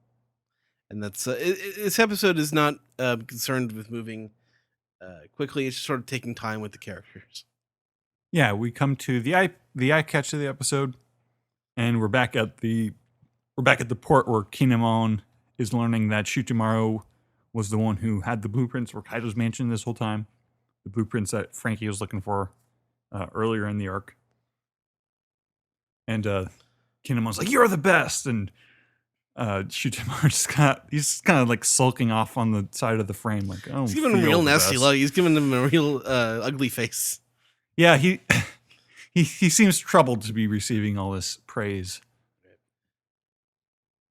They still need weapons, so I want to say about the structure of this episode. I think it flows well because we get the Kaido and Big Mom fight, and that goes into Queen, which takes us back to Udon, which connects to Raizo and Kinemon, I think. Mm-hmm. And then they need weapons, so we get the Bizarro part. So I think everything sort of makes sense. There's not just jumping all over the place for. I would rather episodes stay more in one place to tell a story, but that's in this one. You get that next week, or in the exactly. upcoming episode. Mm-hmm. But this one sort of felt like even the scenes that were far away from each other were sort of flowing into each other. Mm-hmm. Yeah, because for example, you got this scene where it's Kinemon and Shutamaru, and then Raizo calls to catch him up on "Oh, hey, by the way, we got the prison. Mm-hmm. We have 3,500 men ready to go, but we don't have weapons. Where are we gonna get weapons?" And then that tees us up to transition back to Ringo. And this is definitely my favorite stuff going on in the anime, and I didn't necessarily get this feeling from these scenes in the manga, just because they've been you get a better sense of it when it's happening over a longer period of time, or maybe it just happened a while ago. I'd forgotten about it. So we have Kawamatsu and Hiyori are reuniting. They're hugging and crying, and we see some flashbacks of baby Hiyori running away, and Kawamatsu looking all over for her around the country, "Oh, where are you?" And he's looking into this big kappa man looking into a bathhouse and looking into a window of a school and looking very suspicious. And basically, Hiyori left because she felt guilty about taking all this food that Kawamatsu could be eating for himself. While watching all this, I kind of forgot what gets Kawamatsu arrested. I assume did he get arrested for peeking on children? No, he gets arrested later for stealing tofu. I know. He keeps stealing from the same place like a dumbass. Yeah, he's not a good criminal. No. And Kawamatsu smiling. He's like, "Oh, that's why you left. Oh, how kind of you. How selfless." Well, he was gonna die. And Kaido's henchmen, we see some guys running in on some dinosaur lizards. They're beast pirates coming in. Kawamatsu and Zoro get a really cool, like, just sudden team up against them. River of Retribution and Rhino Cycle, just to take the guys out real quick. And Gyukimaru, who's, he's still here. He's still in the scene. He's just watching everything go down, and he's getting emotional having seen Kawamatsu. And we wonder what's their relationship? How does he know? How do they know each other? And rather than confronting Kawamatsu, he just runs off and bleeds, and we get a brief flash of some memory of Kawamatsu with some fox-looking thing. We don't know what that's about quite yet, but that leads us into the end of the episode, to be continued. We go to episode 954. Its name is Enma, Odin's Great Swords. It's definitely the stronger of the two. And this is a prime example of, titling the episode about something that happens in like the last minute. Yeah, but I like the way, because it ends with all that stuff and it leads into it. But the episode is very much not about that. Yeah, I know. Like the stuff that the episode is about is very interesting. Like you easily could have come up with a. Yeah, but I think that it also leads into it's still about a sword. I mean, tenuous connection. Yeah, this isn't bearing the lead. This is basically putting the finish line at the beginning. What's the opposite of burying the lead? Just putting your best foot forward, I guess. Resurrecting a corpse? I don't know. So Zoro follows Gyukimaru's bloodstains because he's still looking for Shusui. And Gyukimaru just slips into an old snow-covered house. This is like a cold open. Like they give us some new material before getting to the title card at 3 minutes and 40 seconds. Kawamatsu sees some beast pirates on the coming in on the horizon, and this is the thing I don't particularly like about this episode, where it just keeps randomly cutting. Like some shots are just randomly in 2.35. Thank you. Yeah, and then there's also fake film grain. Yeah, that makes more sense though. Like in the flashback scenes, it's just like when there's just random isolated shots. Like if they want to go for the film look, like dedicate a whole scene to the film look, or dedicate the whole episode or something. Are all the flashback with Kuramatsu and the fox? Yeah, that would have been nice.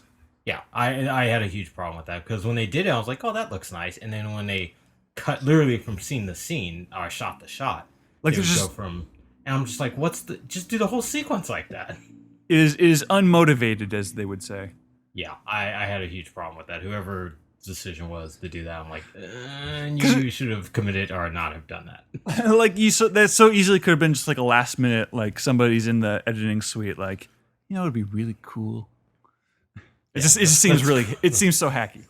Yeah, it's maybe they'll do more of that going forward through Wano, but they need to really decide why they should do that. What's it called? The letterbox. Why they should do the letterbox and why they should. The 2.35 to 1 aspect ratio. Yeah, CinemaScope. Yes. Right. So Kawamatsu deals with them, takes them out. He has some banter with Hiyori. Hiyori is pouting and puffing her face out like a blowfish, and Kawamatsu's teasing her about it. They seem like good friends. Haven't missed a beat. It's very sweet. Hiyori's asking Kawamatsu what he is doing in Ringo, and Ringo starts telling a story about how the daimyo of the region was Shimotsuki Ushimaru, a master swordsman who was always accompanied by a fox. And then he goes on to explain Ringo's tradition of eternal graves, where when you're born, you're given a sword and you're expected to carry the sword throughout your life, and it's kind of your main companion. And then when you die, your sword will be your grave marker. So it's with you for eternity.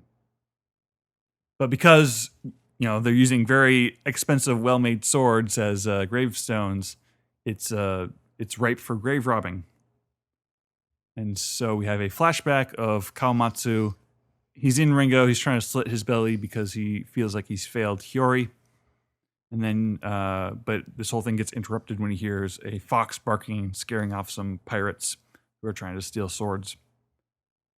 And this is the introduction to Onimaru, a fox who's been protecting Ringo against the grave robbers, and he's been fighting and he's bleeding. He's got like arrows in him, and then he faints from blood loss. And Kawamatsu takes care of him, takes care of his injuries, patches him up, feeds him fried tofu, and later, so they seem to be friends. They seem to be friends, but then later we have Kawamatsu. He's now like got like a pickaxe and he's chipping away at the snow and trying to take the swords for the fateful fight against Kaido one day. And Onimaru bites him, and Kawamatsu tries to plead with him and tries to make this fox understand that, like, yes, I understand these swords are important. They're, you know, they have the souls of those who have passed on, but we need them for this very important battle. And then that brings us to the eye catch of the episode. And we come back. That scene's continuing. Onimaru is like biting. He's clamped down on Kawamatsu's arm. And, Kawamatsu keeps trying. He's still working anyways. Like, you know what? If you want to just bite my arm clean off and eat it, so be it. Like, this is what I'm going to do. And, Kawamatsu's crying about it. He's just getting really emotional because he feels like it's the least he can do to, help this upcoming war. And this seems to persuade Onimaru, who finally lets go and starts licking his wound as a way of saying, I'm sorry. So Kawamatsu faints. He wakes up the next day to find Onimaru is now collecting the swords for him. So Onimaru is completely on board with the whole sword gathering thing. They dig a tunnel just to keep it because the house was getting full and they didn't have a place to sleep anymore. So they built a tunnel, and there's a little joke where Kawamatsu is like looking at some of the more expensive swords and thinking, I could get a lot of food money for that. You get the fried tofu. That's how he ends up getting caught. Yeah, because he has to steal it instead of selling swords and buying. Oh, and we get the bingo, bango, bongo. Yes, this is a funny, interesting filler scene. Style too. Guys who were ruined by the Oiron. Yeah. Who is not in this episode? Why isn't?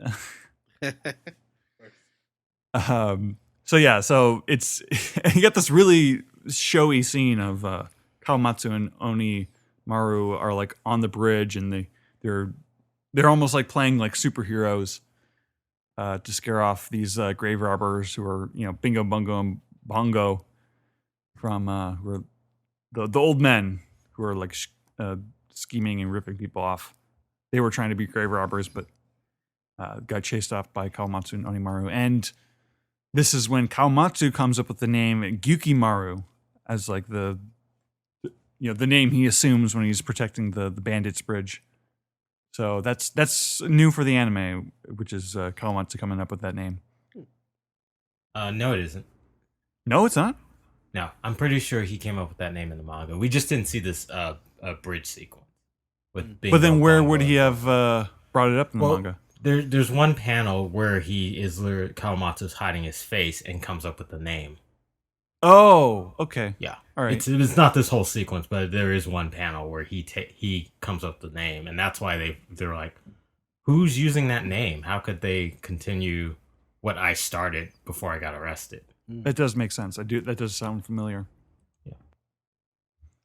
So Kawamatsu, then we have the scene where Kawamatsu's trying to steal some more tofu, and he gets captured, and that's how he ended up in prison for 13 years. And Zoro, this concludes with Zoro finding the little house where Gyukimaru had slipped into. And they don't know where Gyukimaru went, but Kawamatsu, it cuts ahead, and Kawamatsu's now calling Kinemon to be like, hey, we got those swords you needed.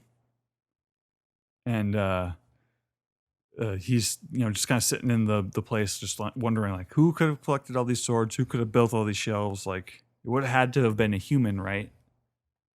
And then we cut to Gyukimaru, who's off, out of everyone else's sight. And he's like, "Oh, it's good to see you again, Kawamatsu." And then poof, he turns into the fox. Gyukimaru was Onimaru this whole time. and he just kind of walks away unseen. And then Hiyori and Zoro start talking about Shusui. Zoro still needs to get Shusui back, but Hiyori says, "Know what? No. If it really is Shusui, please give it back to the country. If I have to, I will give you a replacement. My father's sword, Enma." And Zoro gets like real horny looking, thinking about the blade that cut Kaido. Yeah. Did you see in the scene just before this where the snail grows hair? Yes. Oh, I forgot to mention that. Yeah, where the Yeah. the snail, rather than just appearing and having Kinemon's appearance, you see the transition, like the hair. Well, yeah, I think they grown. kind of did it in the last episode, but this episode they definitely like put effort in animating the hair pooping out like that. Yeah, in the last episode, it just pops. It's just like one frame, and then another frame. It's Kinemon's face. But This here is they answering an old question about like how do the snails work? It was the Babanuki one when Queen was talking to Babanuki. Oh yeah, Babanuki. Yeah, in the previous. There's no animation. It's just like pop. Right. Mm-hmm. Okay, that's all I had. All right, that wraps up the anime recap.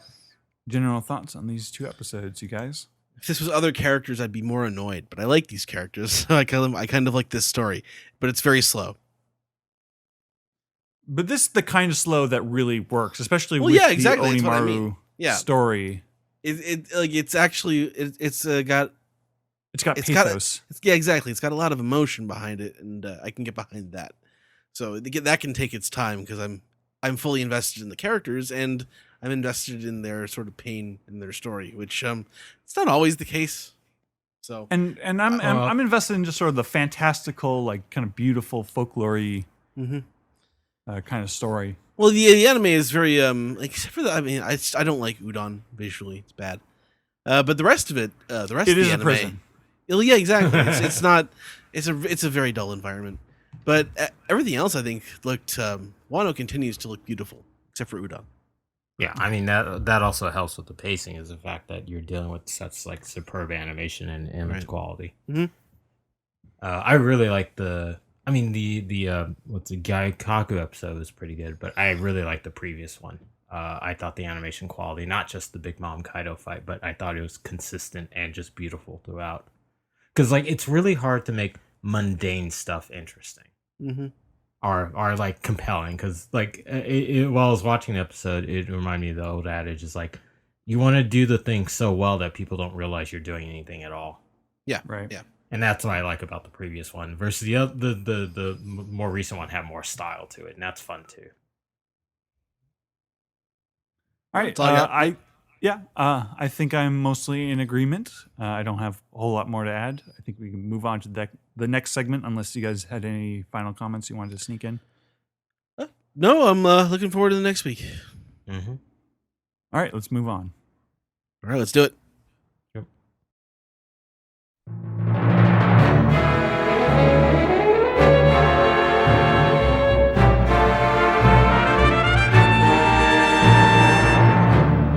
Brava Galley Brava Goo. This is the Piece Together segment. We take your questions, we take your comments, theories, whatever. Let's start, Ed, with everyone's favorite. Dispiece. These are Discord questions from our patrons.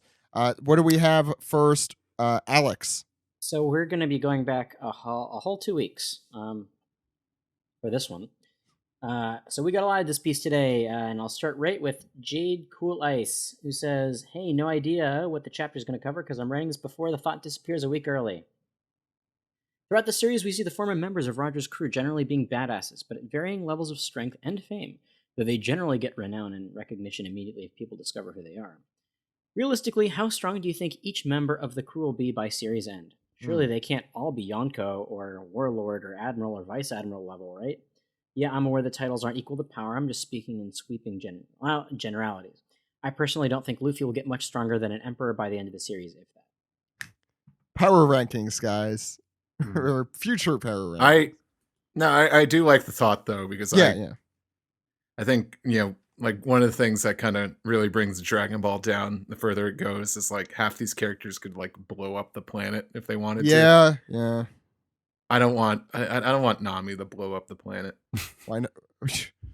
I want my money. Just let her blow up the internet. Nami could destroy the planet by shifting weather around. I think Nami actually probably is one of the more, like, if you take her power. Calm down.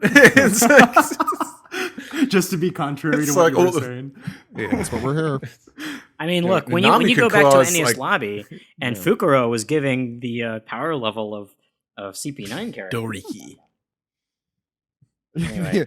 Yeah, Oda immediately Nami gave could up on cause climate change. or she could also correct. Jinbei Stop could her. cause high tide.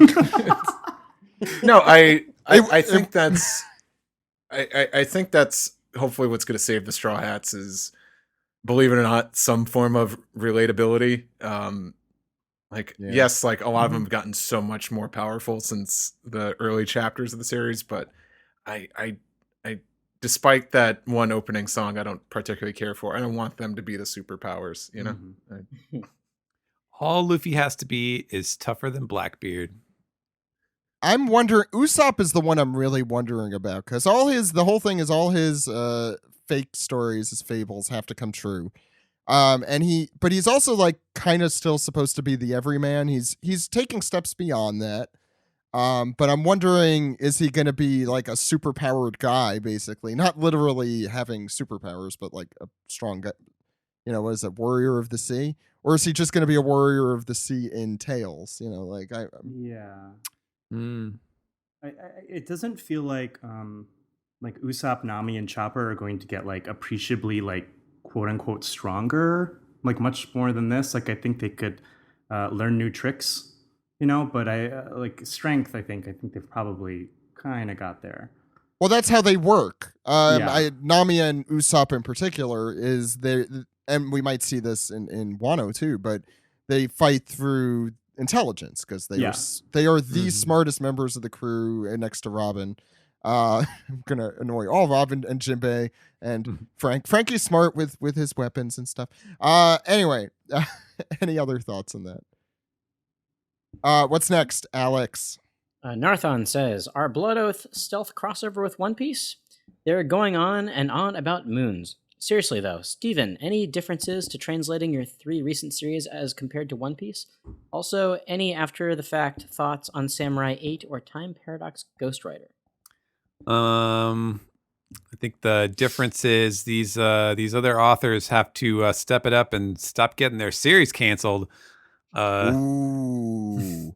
Yeah, I don't know. It's been interesting working on 2 series at once for the past year or two. I don't know. It's it's very different translating a series that is just starting versus one that has, however many volumes worth of backstory and context that can be drawn upon. So it's nice in certain, it's like there's a certain lack of expectations, but then there's also like a different kind of expectation, which is that like you have to gauge like, okay, is this thing that's getting introduced in chapter 3 going to be like a super important concept that everything else is going to be hinging upon this? So like if I screw this up, or if I inadvertently give myself a really awkward term, it's actually going to turn around and bite me. There is a slightly different calculation there, but I don't know. I mean, it's fun. It's nice to have something to work on the weeks that One Piece is off. I guess I'll put it that way, since that does happen a lot Recently, more so. Yeah. What's next, Alex? King Doji says, "Hey OPP, no question this week. I was listening to the Shonen Jump podcast, and they had the translator for Undead Unluck and Kaiju number 8 on, and he gave some insight the way Steven does, and the hosts were absolutely blown away. So I just wanted to thank Steven for being on almost every week as our very special guest." Oh, thank you. Yeah, I think I'm going to try to be on the Shonen Jump podcast as well, either on or near the 1000th chapter week. So hopefully you've been on a whole bunch. I think at this point they've been going.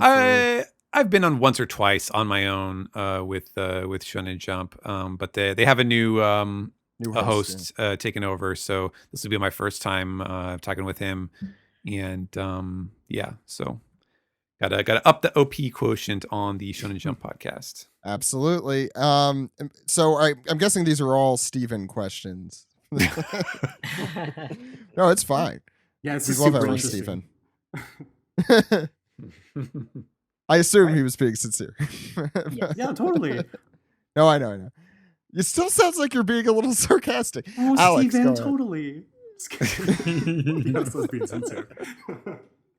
Morgul says, "Hey OPP crew, great chapter as usual. Now that we got a saber-toothed tiger and triceratops, all we need now is a tyrannosaurus, and we'll have a full team of Power Rangers. I have no idea what Black Maria is supposed to be, but as a big arachnophobe, I'm too scared to Google it. Yeah. For the sake of having to do research, I certainly hope Oda is not arachnophobic. Awesome that Ace is coming back into things again. It makes his mention at the start of the arc more than just an Easter egg now. With build-up like this, my hype for Chapter 1000 is rapidly climbing higher and higher. Unfortunately, I have to work next Sunday, but I really hope I have off whatever day 1000 drops. The anticipation is killing me. Anyway, great chapter, and I can't wait to hear you guys talk about it. P.S. I just listened to the latest Forced to Watch 4 Kids yesterday. Great work as always. Can't wait for the next one. This person, so Morgul had exactly the opposite thoughts as me about the Ace thing. So I'm glad actually that that's the case, because Yes, and the good news is that spider, as Ed said, is actually tiny. Yeah. that is not And not good very news. Googleable at all. Yeah, that's the good news. The Googleability of the spider is good news. Yeah. But just the tiny ones are the more poisonous ones. Well, I mean, the Actually, really? gabagool spider is dead. Sometimes. Can't hurt you. Yeah. Yeah, the gabagool the giant spider, spiders are super friendly. Yeah. Cuddly even. The ones from the Mandalorian just wanted to give them a hug. The funny, gabagool spiders will give you gout if they bite you. I think we mentioned the spiders in the Mandalorian. Those same spiders are also in Rebels. So that guy loves spiders. I should have just Baloney. skipped that episode. The egg eating and the spiders, just like bad episode. You don't like Roast you eggs? out. What's the matter? You don't like a good egg? No, actually, I don't like eggs. Are they? No, I'm egg not in Yeah, a he the doesn't. He doesn't want an egg in this trying time. No, I don't. Oh, that's a good. Okay, I don't think we're beating actually, that. something I didn't that I completely glossed over during the manga recap. But Steven, the genus of that spider, was that direct from the Japanese text? Yeah. I did not like. It wasn't like a Japanese word that that I could only find the Latin name for. Like that was actually what Oda wrote in there. So I had to reverse Google that to find what the English name for the or the alphabetical name for the spider was. I don't know, but I'm imagining Oda frantically Googling like Yeah. extinct spiders. Absolutely. extinct spiders. for some reason, I really want some squidding pasta right now. What's next? all right. Gabagool. Go ahead. Pen name John Vader says, "Dear OPP Sensei, work has been very difficult for me lately. I've been dealing with massive overtime, short deadlines, potential layoffs, and my boss constantly getting onto me. So, to build up my self-confidence and to get through it all, I surrendered my name and beat as a child and started shouting Tsunachi at work. And it helped a lot. But unfortunately, the female employees got mad and complained to human resources, and now I'm suspended without pay until I finish my sexual harassment training. Get out of here. What did I do wrong?" Sanada! Get out of here. Terrible. Huh. Oh, he I- always I- gets in. He does always get it's because he does different names. Yeah, he and changes his name every time. and subscribes on our Patreon. It's odd. So you guys have just like a weird ghost that like just sends you like Yeah. Yeah, there's a weird guy named Sanada who is on the SBS and asks really pervy questions to Oda on the SBS and somehow has made his way through various aliases to our But to the but Patreon. he also has I'm not joking. He has the Guinness Book of World Records for most pieces of One Piece merchandise. He does the real one, the real The real Sanada. Sanada. Sanada. Yeah. it gives me like anxiety, the whole story that's just been told. You know what? I've been trying to think of good guests to get on for chapter 1000, maybe we should be trying to get Sanada on for chapter 1000. I don't care if it's all in Japanese. I would just have Steven and him sit down and talk and not translate any of it, and it'll just be in Japanese. That's nice. That's not happening. Probably. But maybe. Anyway, Alex, go ahead. I'm a common writer.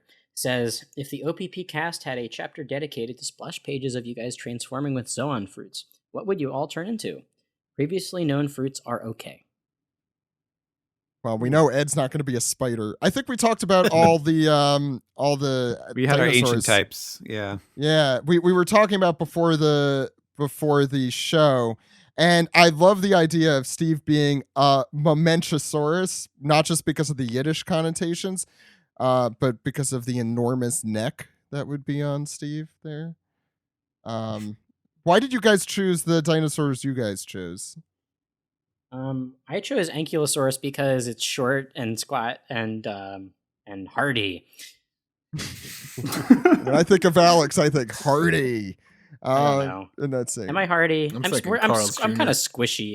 Yeah. I don't know. But I'm like Spike in Land Before Time. That's a squishy Ankylosaurus. So that works. You know who gets that reference? Josh. Yep, the one dinosaur media that I got. Thanks, Alex. Oh, no problem. Which Land Before Time, though? 27 or 506? Okay, no joke though. When I worked at Hollywood Video, this dates me. Yes, it does. I remember I had to put back all of them at one point, and Oh my God. this was around 2006, 2007, and around that time there were 13 Land Before Time movies. Wait, don't I know if need there to are know now. how many there are now. I think there's 15. I guess we'll This find is out all in a just moment. because they couldn't get someone to buy their TV series. Like they just kept Yeah. churning it out in movies. Yeah. So the final answer is This is what happens when the asteroid doesn't hit. 14. The last one was in 2016. There was a big gap between 13 that you were talking about 2007. And We call 2016. that the void century. Oh my God, there's no Land Before Time. And then there was a television series. It was a dark time in our culture. No, that's where the television series aired from 07 to 08. So there was at least there was one other year we had some Land Before Time. What did Obama have against the Land Before Time? That's what I'm Oh my saying. God, This it is just the Obama exactly. administration. It is just, yeah. The staff of Land Before Time was like, nope, we can't do this. Not during the Obama administration. You got sworn in office. It's like first call of action. I'm going to cancel the Land Before Time television series. I don't think it holds up to the feature films and the direct-to-video releases. Is that why on Trump par. got elected, because he promised that there'd Yeah, be more Land yeah, Before Time yeah, movies? that was what he ran on, I think. Oh, these are all great, like really terrible titles. I mean, you got The Great Valley Adventure, The Time of the Great Giving, Journey Through the Mists, The Mysterious Island, The Secret of Saurus Rock, The Stone of Cold Fire. How The many of Big these are there Freeze. again? 14. I'm halfway through. Big Water, I think, is one of them, and right? No, that was the next one. Journey to Big Water. Sorry, I was putting that away, and I was like, "What the?" This one's a good one. The Great Long Neck Migration. They get worse and worse because they clearly can't figure out titles anymore. Invasion of the Tiny Sauruses. Okay. The Great Day of the Flyers. The Wisdom of Friends. What a lame ass title is that? Well, I mean, it's just a commercial for NBC NBC's Friends too. Like, I don't get it. Like, why and even- Journey of the This Brave dinosaur is was the voiced 14th. by Joey Chandler Bing. Chandler Bing. Matthew Perry. Matthew Perry. Yes, thank you. Oh my God.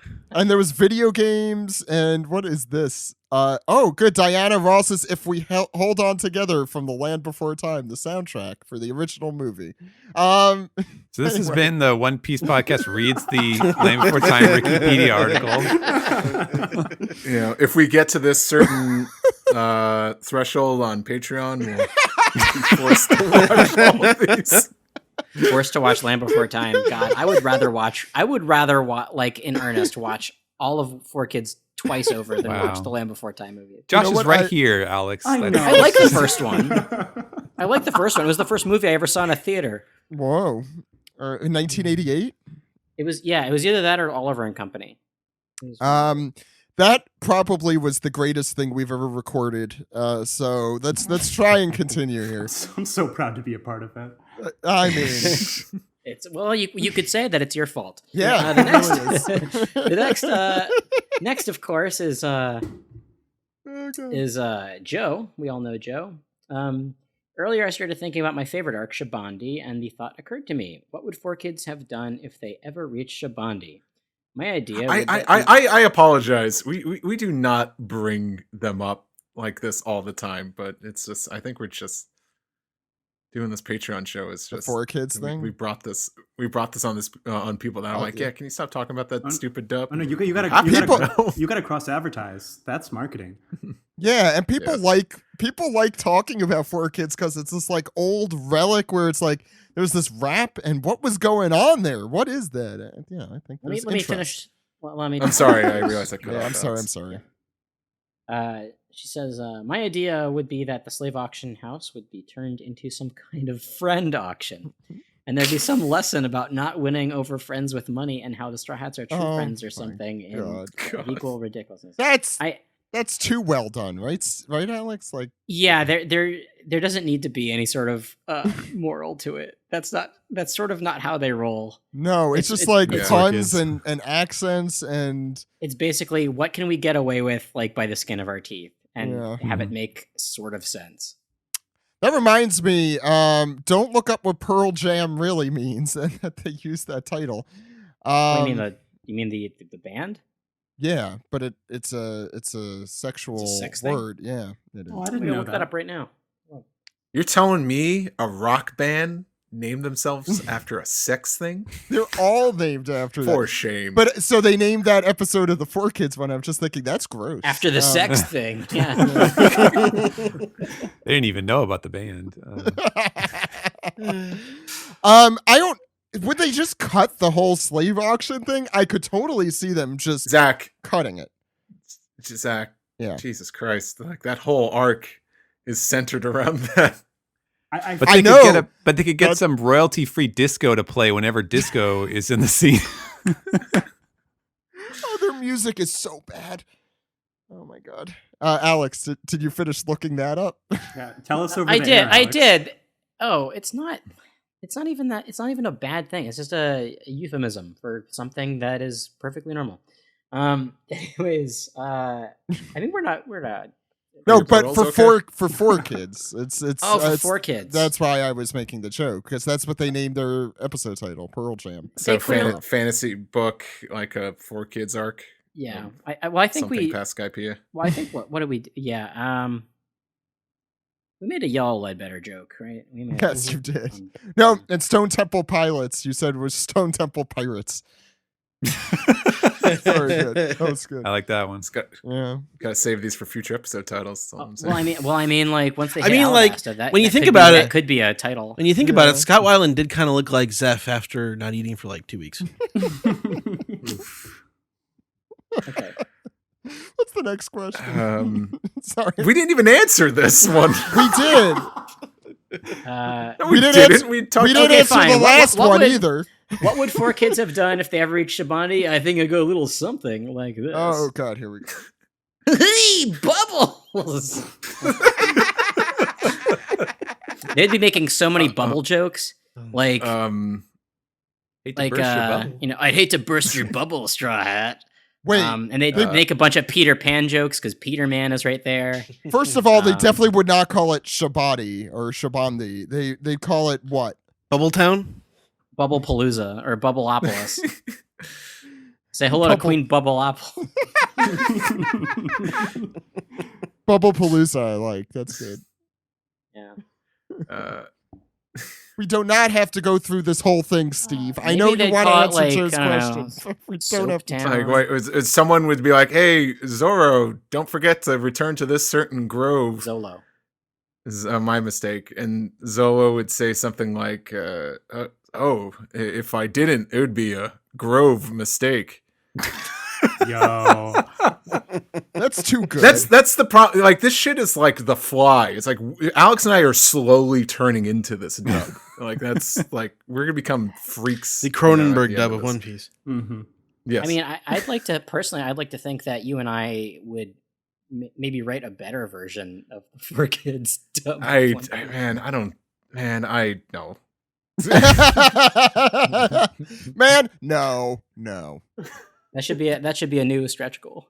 The pro- That we rewrite every episode to make it worse. I don't know. I just like had a thought. To Like, make I have to it talk about worse. this dub for the upteenth time. I think there was other anime dubs that did a much better job handling their material. And by dubs, I mean the Digimon dub. Like, had a lot of mature tones, Yeah. and that aired on Saturday mornings, and they didn't butcher the hell out of that.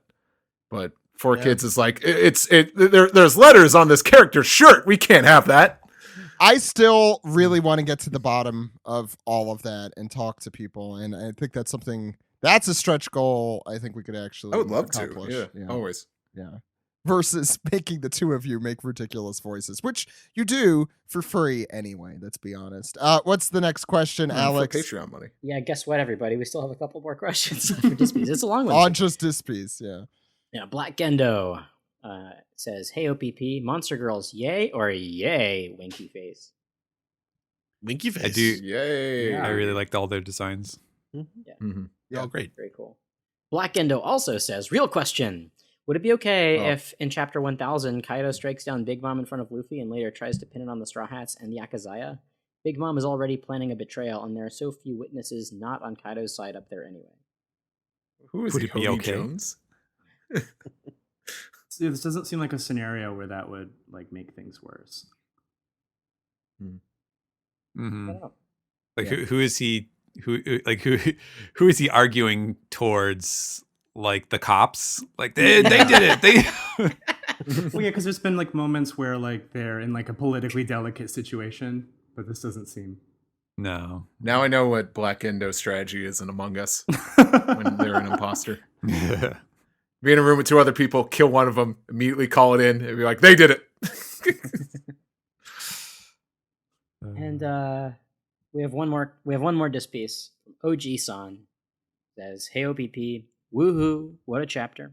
I love that Sanji is against a spider, which is a nice callback to him actually being afraid of them, and Usopp being very comfortable around them. I wonder if Usopp will show up to help out. Fingers crossed." That's good. Yeah, we didn't mention that. Holy crap! Yeah, it was that is a good callback. Sanji and Nami who were freaked out by the spider. Yeah. Oh yeah, I someone really mentioned hope that. that comes Fourth back. long nose protector and save me. Sanji must be having some really conflicting stuff, right? Yeah. Mhm. I don't know. He said it was heaven. Yeah. Well, that's his mouth talking. Well, we Anyway. all know what his mouth is connected to. So And that's it for dispiece, by the way. His mustache isn't there. Anyway, let's go to emails. This one is from Tix Finch. Oh, yes. Take some emails. God, I almost forgot that. Jeez. Woo. Woo. Thank you for jumping in there. Tix Finch. Oh, you're welcome.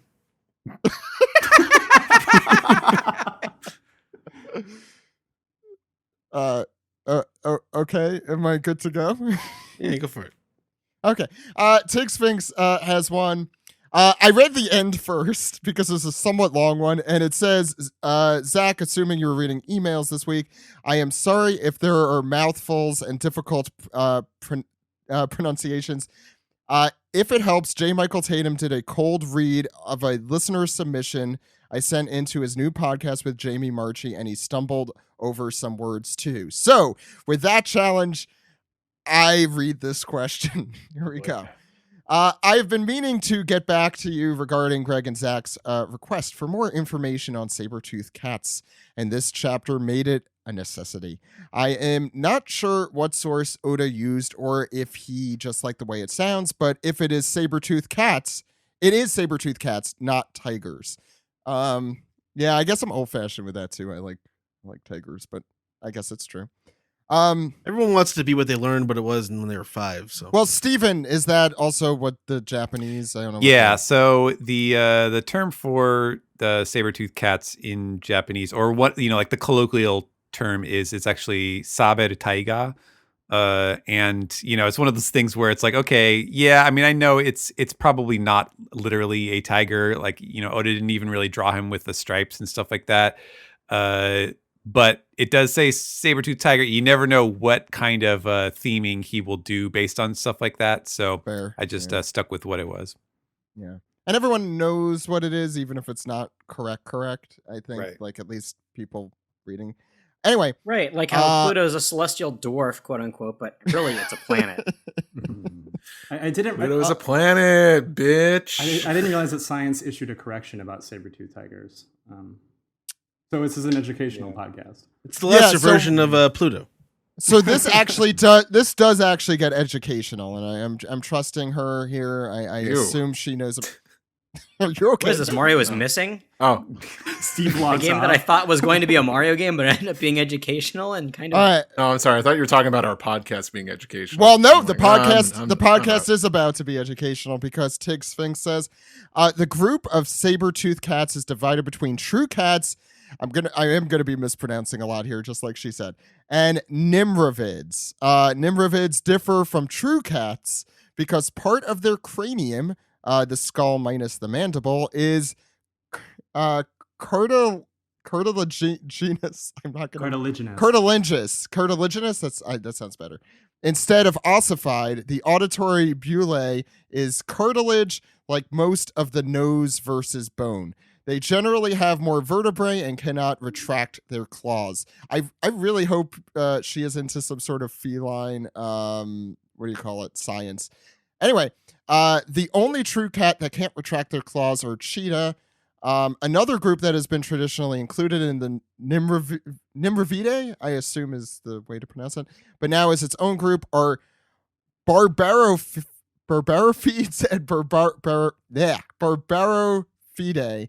Of the true cats, Smilodon is the most famous saber-toothed cat. I know of 3 species: Smilodon gracilis, Smilodon fatalis, thank you, and the Labrea tar pits. From the Labrea tar pits. That's not the name of You can tell Zach is totally East Coast. Zach, I'm not going to Labrea. make fun of you. Is it Labrea? I thought it was Labrea tar pit. Yeah, that's Labrea. So that's the part I mispronounced. Jesus. Labrea is a character from the Star Wars Cantina. He's the one that looks like a devil. Oh, shit. Thank you. Alex is here to tell about all the genuses and species from the Star Wars Cantina. He's a Devronian. And I'm still catching up on the Land Before Time movie titles. She continues, and the larger South American Smilodon populator, I assume it's spelled populator with an O. For those words, is that the popular pit where the most dinosaurs?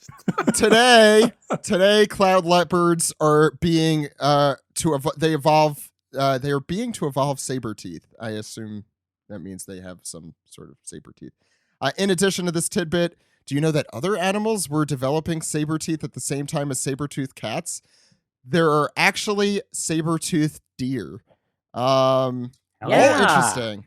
Mm-hmm. Yeah, I saw cool. I went to the Field Museum a couple years ago, and they have Oh, when you're here for a celebration? no, that was before that. That was my first Chicago visit, like years and years ago. We went to the Field Museum, and they had these like vampire-looking deer. They were like, they have like the taxidermized sort of, but not really because those animals are long extinct. You know what I'm saying?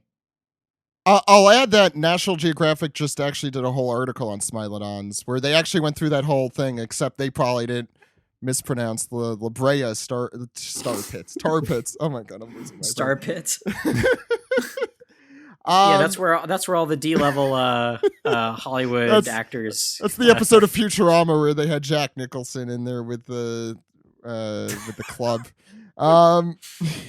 Anyway, that was really interesting. I do like learning these kind of things. The one thing about One Piece is that it throws me into a lot of topics that I don't have any knowledge about, and I could go and brag about my knowledge of saber-toothed tigers now. And by tigers, I mean cats. Ben D. Straw has our last email. I don't know if you're recording an episode or not. We are. What if instead Surprise! Wait, we are? Josh, we should talk after the show. It's See what me if after it's class? see me after. Poor listening skills. What if instead of fighting Kaido on his own terms and giving him the glorious combat he wants, Luffy and company defeat Kaido by dragging him down to their level? I'm talking about King Kong Ryuo punches to the balls. Gear for transformations that look extra silly, just all the nonsense we expect from the Straw Hats at their zaniest. Instead of getting to go down in awesome glory like he wanted, Kaido would instead be taken out in some ridiculous way that will make people laugh. It'd be a great way to defeat Kaido without fulfilling his dream. What do you think? What hilarious fate would you want to befall Kaido? I think you should trip down the stairs and die that way. Like Queena. What if Zoro's the one fighting him too, and that's how he dies? Like he's about to start fighting, and then he trips down some stairs. Lose a lot of good friends that way. Jesus. How I want Kaido to die. If in the most ridiculous way. What is the most humiliating way Kaido Slip in could the die? shower. I think if he It's a big shower. I want him to like slip on a banana peel and then fall like 3 floors into Onigashima, and then you hear him fart. Like that's his. Well, everyone farts when they die. I did think of the most humiliating way he could die, but it's kind of a sex thing. But Is it a pearl jam? It's not a pearl jam. It's not a pearl jam. That's not what a no, pearl his jam pearls didn't get jammed. I don't know. It's the way David Carradine went out. So. Yeah. Oh, wow. But I think that would be very rude for Kaido to stop mid-fight to be like, Hold on, guys. I'll be right back. I need a 15. Anybody got a belt? A big fucking belt. Jesus. Yeah. Maybe He uses the samurai rope belt. And oh God, no. God, All right, let's stop sorry. talking about this. yeah, I don't like Boy. any of this topic. Oh, boy. We could cut this out. Zach won't. Absolutely not. That's it for emails. Steven, take us to our next destination. All right, we are at the subreddit Archipelago for episode 650. Drawing is Magic says, "Hey OPP, if you could turn any of the color spreads into a filler arc, which would it be?" I'm always good. Always down for more Eneru. Cowboys, the cowboy one, the Western one. I'm going to second the Oh. Western one. That's a good one. I think this one actually has a decent chance, if any of them. But the really funky looking one that's drawn on gray paper, where they're in the snow with the big red teddy bear. Like some of the openings have featured like these kinds of cover pages animated, like even black and white ones. Yeah, but not in a filler arc. Yeah, Like that. but like that bear could be an that actual actually character. happens. That actually happens though. But this doesn't. They don't do the filler arcs anymore. No, they don't. They do, but Not like it's this. hard to place Not like them this. sometimes. When's the last time they did like a full filler arc? Like full, like how many episodes we talking here? More than More two. than one or two, like besides for the movies. Oh, It's been a while. They usually cap them at 3. It seems at this Yeah. point. How about was it the Fruit Soldier, like just the fruit superhero one? Oh yeah. That's Oh a my good God, one. yes. It's a great one. I'd like to see that. Battle I would, Fruits. Yeah. yeah, Or the Battle German Fruits one. 9. I would like the one where it's like the Straw Hats and they're just like out on a shopping trip around town and they're eating food. They're eating like fast food as they walk. It's the one that has the Frankie with the Mushakora, and there's like a breeze blowing, and it's That's like the one I blowing have right now up here. The French fries, yeah. The breeze is Calendar. Luffy running, right? I forget what the cause is, but Yeah, that would be fun. Just a chill, like, Yeah. what are we getting up to? Oh, I would eat Once that a up. life, and it's somehow the best animated episode in the entire. The please. the kung fu one I completely forgot about. Also would be great. Yeah, I was just about to mention that for I'm sorry, you. I'm sorry. No, for you, because I know you really like that color spread. That's so that's one of my you'd enjoy favorites. that. Yeah. I'm looking at it right now. It's a good one. The thing is, like, if you were gonna do filler arcs or like a filler episode, almost all of them would be great. Like, I could watch at least 15 minutes of every single one, just about. Okay, what's next in the All right, subreddit? Emerald Mudkip has a bunch of comments, so I'm just going to read the first one, which is, I recently reread the Reverie chapters and noticed that Dr. Kureha is wearing a shirt with Chopper's bounty on it. What a simp. Gotta love it. That's I'm not sure. Is that like how his mom? Is that how dude. simping works? Yeah, I think that's not. Ha ha, quite you simping. like Chopper. I don't want to ever use. I don't want to ever hear the term "simp" used around a mother and his son and their son ever again. Okay, so simp is just the new word for like cuck, right? It's like a new insult. I'm sorry, No, That's I'm not Urban, too old. that's I don't Urban know. Dictionary. This. No, I think cuck is decidedly different than simp. Yeah. Very Yeah, different. I think simp is closer to like being friend zoned. Someone who does way too Yeah. much for a person they like. Oh Yeah, my that God. she is not that. Oh my That's like Sanji and every woman. Jesus. Wait, so if you apply that logic, so like when the really touching and sad moment when Chopper shows up to Korea's house at the end of the flashback, waving Hiruluk's flag, saying, "I want to become a doctor," and Korea just sighs and says, "Oh, I guess I'm a simp for Chopper. Let's get in. I'll teach you No, everything." if you ever go the extra mile for somebody, that's simpery. Is it short for something? I would have figured it short for simpleton, which means idiot. Alex, you're far too smart for this. Yeah, I was about to say. I mean, simp is like an old timey insult. Yeah, it's been repurposed for this Yeah. latest Yeah. trend. You're thinking of the Stan, original like we usage. covered on Forced to Watch Yeah, 4 Kids. Stan. I'm sorry, we Oh, plugged that that's for the upteenth time. Yeah, we Cue the talked dido. more- Did you guys just learn about standing? No, well, Well, not really. Alex asked if I was a stand for Pearl, and I'm like, yes. I write letters to, I write fan mail to Pearl while Dido sings in the background. And then, yes, I will kidnap someone and put them in the trunk of my car for Pearl. Yes, I would do So you're the that. classical stand for Pearl. Yeah. The dictionary, Oh, the dictionary definition. Old model. Here on the One Piece podcast, we only use classical and dictionary terms for our slang. What's next, Steven? Next is from Marshall D. John, who says, I'm probably not the first person who thought this, but is Tama a member of the Kudozumi family? She's a street urchin, as far as I know. I mean, what other it's information do we have? possible. Yeah, I guess she never ended up getting a further backstory to this point. She's just a little ragamuffin. Yeah, she just has Not everyone needs to be a related. to game-breaking power. someone. Yeah, And she hung out with Ace once. That's her claim to fame. Yeah. yeah. I mean, I've subscribed to Steve's theory that not everyone needs to be related to someone. You know, you could just be a kid who's Like adorable. Zoro and, being that's it. trained by like a descendant of someone who left Wano is pushing it. I agree. for you, yeah. Yeah, I think Tama was the one who was like, she was the entry to learning about the Kozuki because she was like, Yes. oh, they're going to come back and save us. Well, she's that pro was- Kozuki. She's very Yes. pro Kozuki. That was why she had to keep it a secret in town or something. Black Northwind Prozuki. Black Northwind says, hello, OPP. Just want to point out that back in chapter 824, Kaido said that Luffy Kid and Law are just kids playing pirates. But the last chapter, Zoro called Queen out for playing stupid games. But you know what? Games are for adults too. Pirates play games. Everyone plays games. Davey back. Yeah.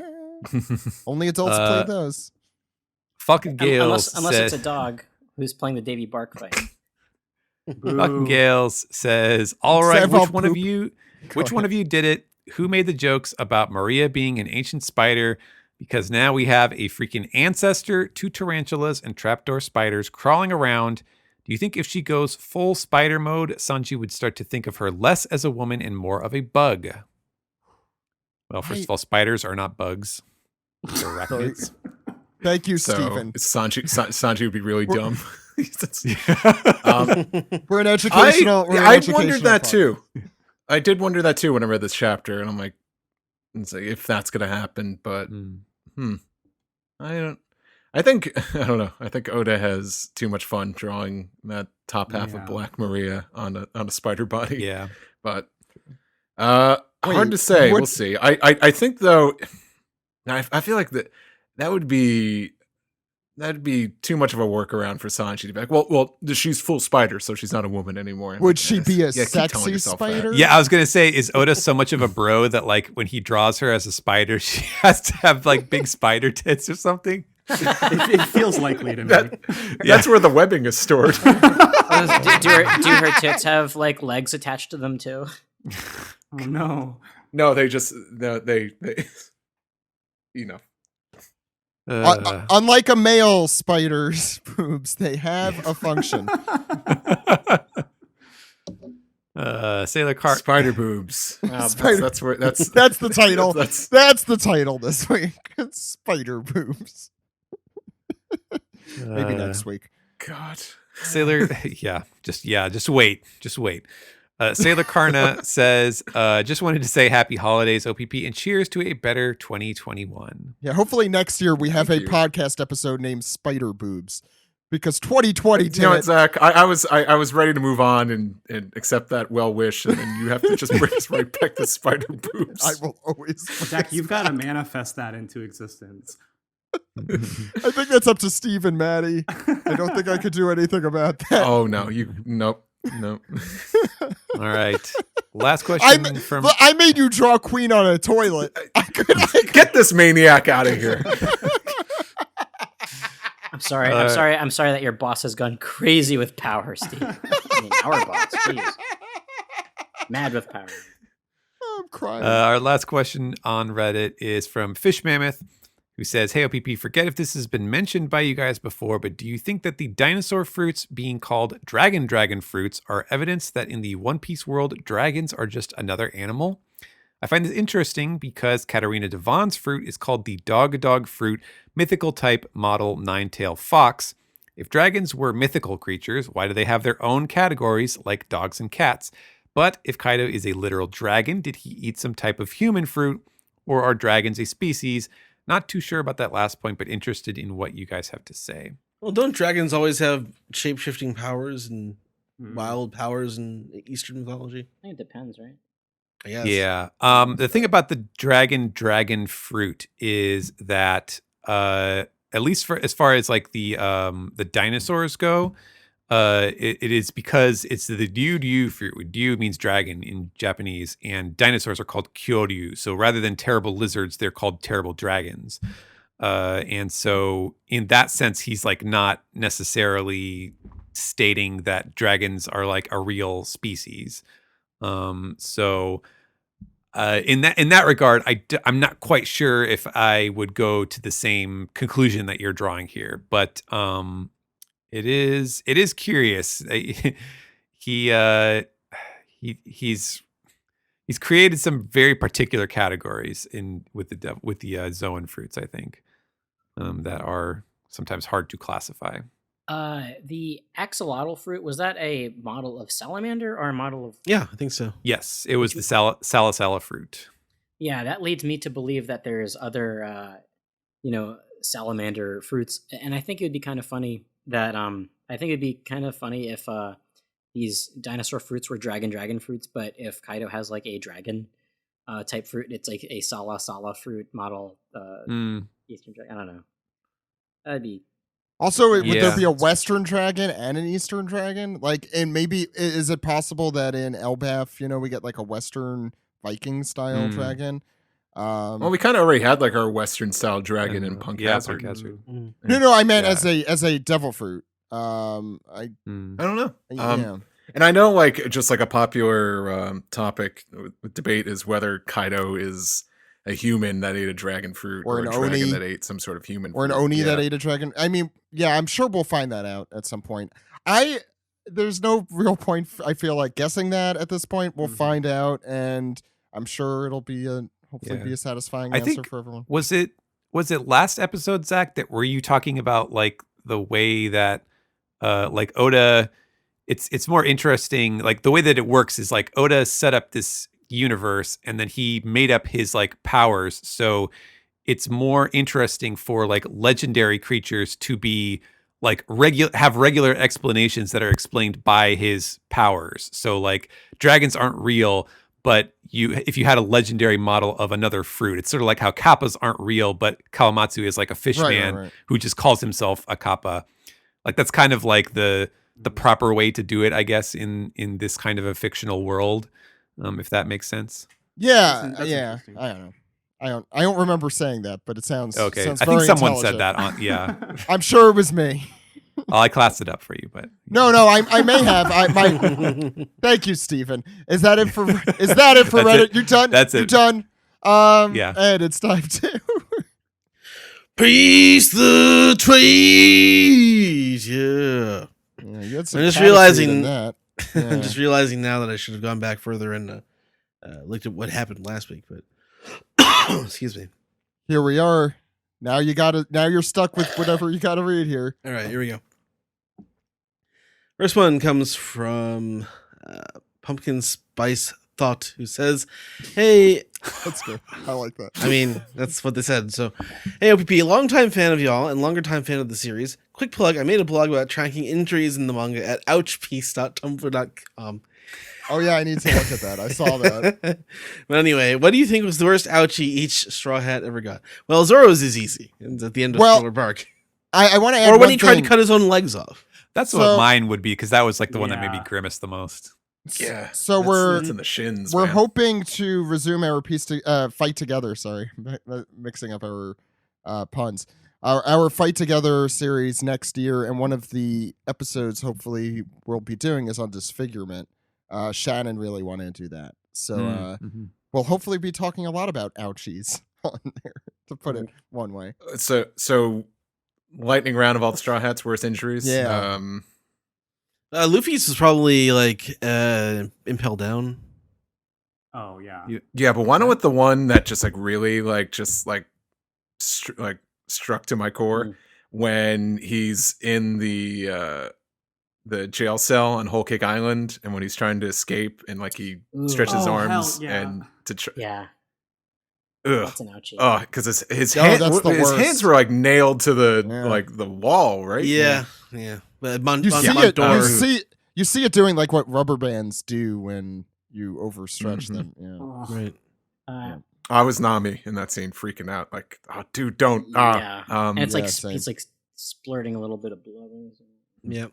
Zoro, we mentioned. Yeah. Nami, trying to take off that tattoo herself without Yep. seeing a Ooh. specialist. I would also put Ulti doing her thing. As Oh, yeah. Yeah. think I was that's- gonna that's say a Miss good- Double Finger, when she gets Oh compared. God, yeah. Yeah. Oh yeah. Spectre foot. Like when she tries stopping her with her foot. Mhm. Yeah. I think Well, that's, Usopp is like a walking ouchie factory. Yeah. Oh, hey, an underrated one for Robin is when she is biting the edge of the bridge of hesitation. Oh my god. To hold on to it. That's Yeah. a good one. There are so many Robin ones in that later Ennius lobby stuff. that's the worst. That's Yes, yeah, no, I I can taste the concrete just thinking about it. it's kind of weird. Yeah. What he said, Luffy stabbing himself in the face, huh? Mm. He's Kids are They resilient. Kids get over it. Kids are resilient. Kids are They bounce back, literally. Yeah. Whoa. Yeah. Usopp, I would say first. like him getting his face smashed in by Mr. Four's bat. Yeah. is a big That one. hurts. What about what about Sanji? Starving to death or starving yeah. to near death. Mm. Is that an I ouchie? don't think you could. It's a long-term ouchie. It's a psychological ouchie. Actually, him getting shocked by Eneru is probably his worst one. Yeah. Yeah, but he was so Chopper, cool when I he j- did it. I mean, it doesn't hurt if Pulled out you're a cigarette. cool. Yeah. Yeah. Chopper's little broken leg. Oh god. Oh God, Chopper! That Oh, whole no. flashback. Yeah, jeez. And the Somehow, antler. and he had to climb up to Hero Looks like yeah. well, home. yeah. You know, that wasn't ground level. Oh, Luffy climbing up the Um, mountain in Drum Island. That's a also good. hard. That's a real good one too. Yeah. yeah. Oh God, his fingers were bleeding. Yeah. Frankie getting hit by a Yeah, train. That's the Nice. easy mode. Oh, also exploding at least twice in Baltimore. Hey guys, what do you think was Brooks' worst ouchie? Dying. You know Thank what? you. Thank you, You know Zach. what? I got it. It's him getting his afro cut by Ryuma. Oh, so wasn't sleeping literally with Big Mom. Yeah, he was okay with that. What's the next question? Too young for him. Next one comes Okay, from Johnny young lady. Johnny 24 says, if when you have children, will you introduce them to One Piece? Yeah. It's all over the house, Zach. Yeah. We all. Yes. Sure. Like I think though, if I think my approach would be like how it's always been with friends that get into One Piece through me is I don't force it on them.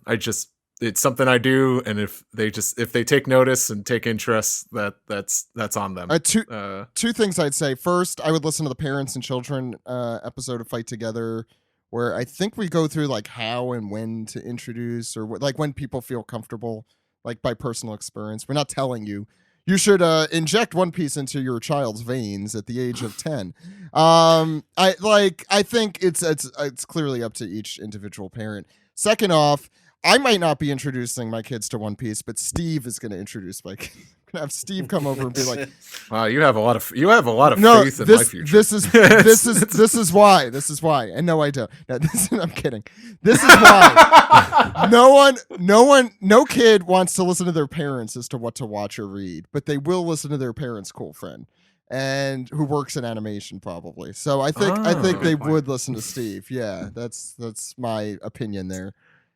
Show up to your holiday dinners wearing like a leather jacket, taking constant smoke breaks. Meanwhile, Zach is there going, "Come on, kids, it's Steely Dan."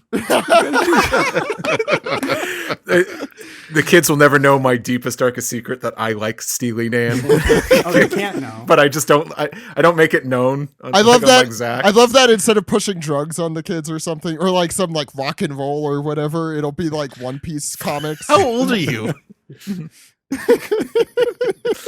You know the answer to that, and no one else does. What's next, Ed? Yeah. Right off on my motorcycle, and they're like, "Oh man, it's like Steve, take us with you." I'm like, "Nah, kid, I got more One Piece chapters to read. The series is not done yet." All right. I'm holding you to that, Steve. You're going to rent a motorcycle one day and ride away from my house. Okay, rent and take motorcycle lessons. No. All right. All right. Let me get the next one out. Here we go. MJM says, a bit strange that Maria's half-zone form has a separate face for the spider. Perhaps that spider face is the true Maria, and the Maria we've known so far is just a web creation. This may allow Sanji to fight back if Maria turns out to be a guy. Actually, that is going to be interesting. Like, will Sanji fight a woman? We still haven't really gotten over that. This is straight up Doflamingo power. Yeah. Oh, that wasn't me. That was my string clone. We were wrong though. Sanji didn't actually like women. He just liked arachnids. He didn't like bugs. He likes arachnids. It's okay. I'm done with that joke. What's next? Operation Druid says, after reading the latest chapter legally, I got totally upset coming upon the last page. Since we will be getting a chapter before the new year, we won't hit chapter 1000 until sometime in the new year. I think we may have mentioned this in the podcast for a couple of weeks. But I don't know if we've mentioned it here, but 2020 is too good for chapter 1000 is too good for 2020. Yes, it would curse the chapter forever if it took place this year. So it's also he also wishes Zach a happiest with third night of Hanukkah tonight. Oh, fourth tonight. But that's all right. Lunar calendar. So you better not read it if it leaks in 2020. That's a curse that's going to hang on you. That's true. That's true. Yeah, that's dark energy. Yeah, that is dark energy. I'm really superstitious about New Year's for some reason in general, and so that would actually work on me if I did read scans. Yeah. Okay. Any other questions, Ed? Yes, next one comes from Shaheen. It says, hey, OPP, I think this week there won't be as many tweets as the last episode of the podcast. I like how Jinbei, who's a fish man, going to fight Who's Who, and he has a saber-toothed tiger and he's a huge cat. Now the $1 million question is, who's who? Yeah. Nice week. I am curious about who's who. Who's who? Who's who? Okay, he's an owl apparently. I would I think it's probably just gonna be like a new character. I don't think it's anyone from the past. What if he lifts up his mask and it's like, it's me? And Jinbei's just like, who the hell are you? I have no idea. Yeah, it feels like a seed for something to set up later. Yeah. I do wonder about that. fucking It could be a Duval character again. that has been referred to off-screen. It's Duval. All right. That's great. All right, last one comes from Dark Leviathan, who says, Clever Oda, having Sanji fight his fears and desires at the same time. Black Maria is a beautiful woman in Sanji's eyes. However, he is also afraid of bugs and spiders. And spiders. There we go. Now you will not offend Steven. Who is he's not an arachnophile. I'm sorry, he's not He is an arachnophobic. arachnophile. He is an arachnophile. I ruined the joke by saying the punchline first. Okay. No, we all appreciated it still. Thank you, Josh. That's why you'll get to keep coming back on the podcast. That's my only goal here, folks. All right, let's move on. Versus Steve. That's gonna be it for Piece Together. Let's round off.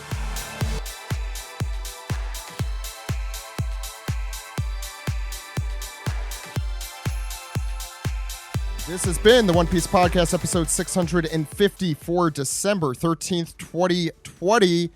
Thank you all for coming on this Dino-rific Dino Cast. Really enjoyed. This was a really fun episode.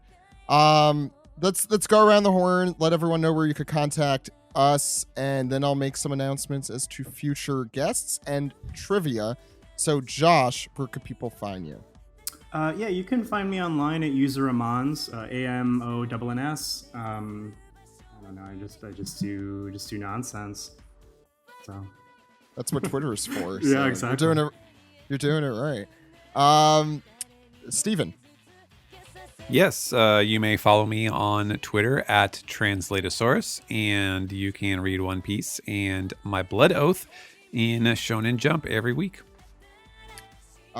Steve. You can follow me on Twitter and Instagram. Steve Yurko is the username.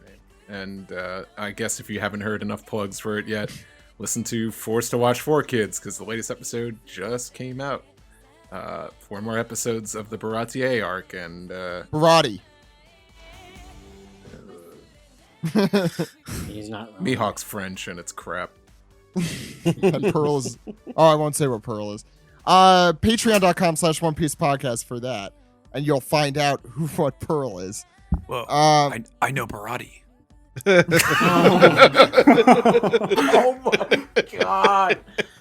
That actually is... That kind of answers the question. That's Pearl. That's the surfer. Yeah. And Sanji's the Barati kid. Why did now? Why did we name it I was just thinking that. Maybe. We still got 2 more episodes. got Yeah, two you more still have 2 episodes. more. There Still you have 2 go. more Barati episodes. Oh, that's incredibly good. That is, yeah. What a joke. Alex, where can Write people those down. find you? You can find me at Dude!, all one word. You can see me at twitch.tv/SuperArtFight occasionally. Our second season will be starting in January, so check that out. But I am in 2 episodes this last season, so you can go to our YouTube page and watch older episodes, or Twitch on demand. I don't know how to access that, but I'm told you can do it. Listen to Forced to Watch 4 Kids, subscribe to our Patreon, and you can listen to Toho Yaro, the Japanese Film Club podcast that I do with Joey Weiser and our friend Lee.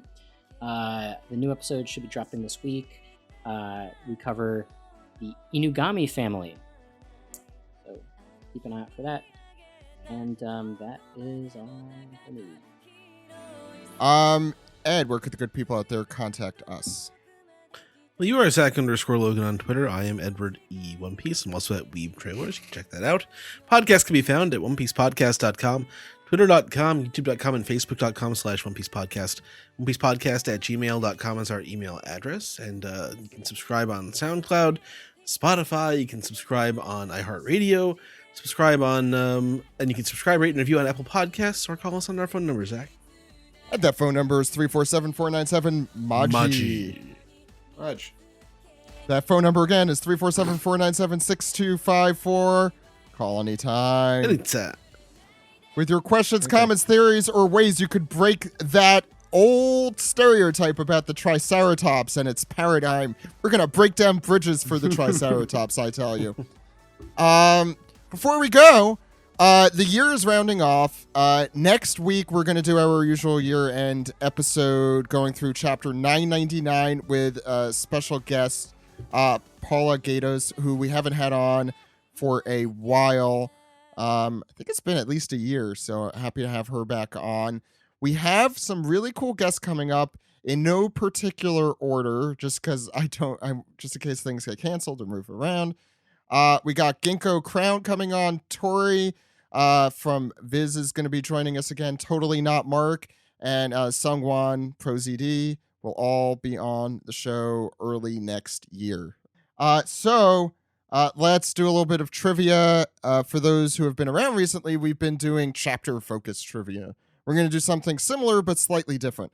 We're going to go in the same order we did during the podcast. So it'll be Steven first, then Alex, Josh, Steve, and Ed. Okay? And what we're going to do is I'm going to do a random number generator and then ask you a bunch of questions about that chapter. Alex, Josh, Ed. Okay, so here we go. The first one goes to Steven, and it is all about chapter 230.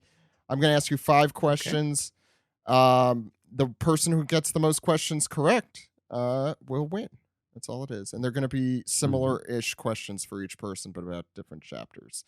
Okay, so chapter 230 takes place during this arc.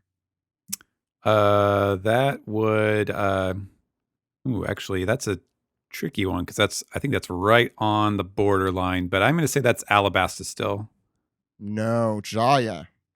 Okay.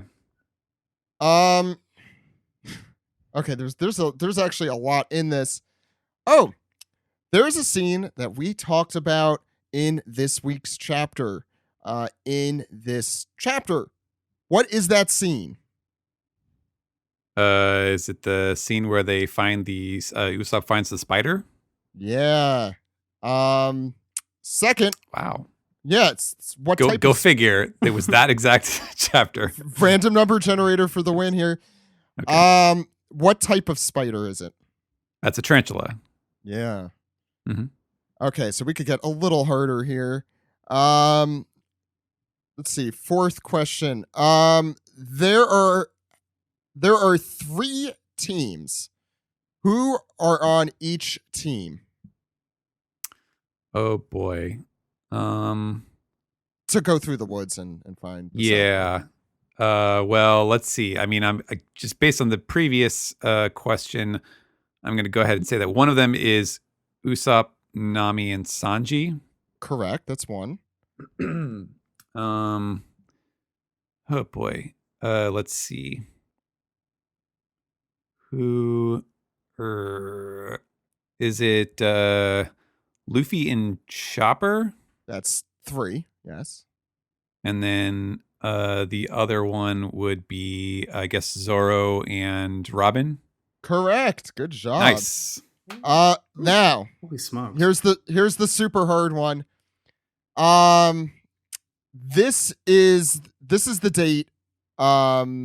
This is the year, and I'll give it to you within 10 years, either up or down. Oh, God. Because it's not easy. On May 21st in this year, arrived on Jaya. When we got to the island, we heard the strange cries of a jungle bird, the tolling of a giant bell, the sound of the giant bell of pure gold resonated, so on and so forth. You know, it's this whole speech. What year was it? And I'll give you a 20-year buffer. Oh, man.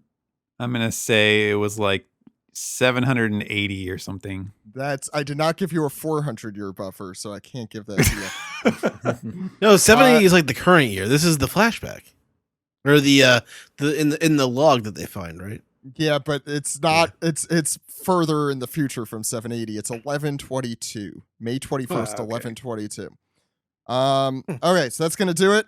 3 points for Steven. Not bad at all. Okay. Alex, your random number today. No. I can't ask you about 998. What? That's You got 998. Really? okay. You know what? Well, no, I can't because it's like free. We just talked points about it. Yeah, I'm gonna click it again. Yeah, this Sorry- is a chapter sorry, that I've Alex. read like 5 times today. Yeah, I know. 752 is your chapter for today. Okay. What arc is chapter 752 in? 752. That's Dressrosa. It is Dressrosa. What is the cover story? There was the by the way, the cover page for Steven's chapter was Sanji and an adorable fluffy dog. I suggest you check that out. I already forgot the chapter number, but check that out. So for 752, what is the cover story here? That is Caribou. No, it's Jimbei and his adorable cat friend, the little sloth sea kitten. Yeah. Is this one? Why? I completely forgot that Jinbei had his own cover story. Yep. Is he the only Straw Hat that's had his own cover story besides Yes. like the separation ones? Yeah. That's a good trivia one for the future to ask. Boy, this is in Dressrosa. Oh boy. Okay, this is like you could only ask this during a Dressrosa chapter. Uh-huh. What flashback is briefly seen at the end of this chapter? And you could be like, there are like 8 of those. I don't know which one. Yeah, God. So this is 752, you said? Yeah. This is like halfway through Dressrosa. Let's see. I'm gonna say this is gonna be the shit. I have 2 It's that just hinted at. I don't even think it's transitioning to it. I haven't looked yet, but it's hinted at. Like they have like 4 panels dedicated to this flashback. It's the law flashback. It is, yeah. Yeah. That was my hint, I guess, accidentally. Here's a fun. Yeah, because that shows up like way before the actual law.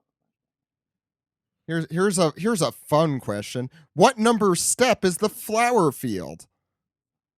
Well, I know where we are now.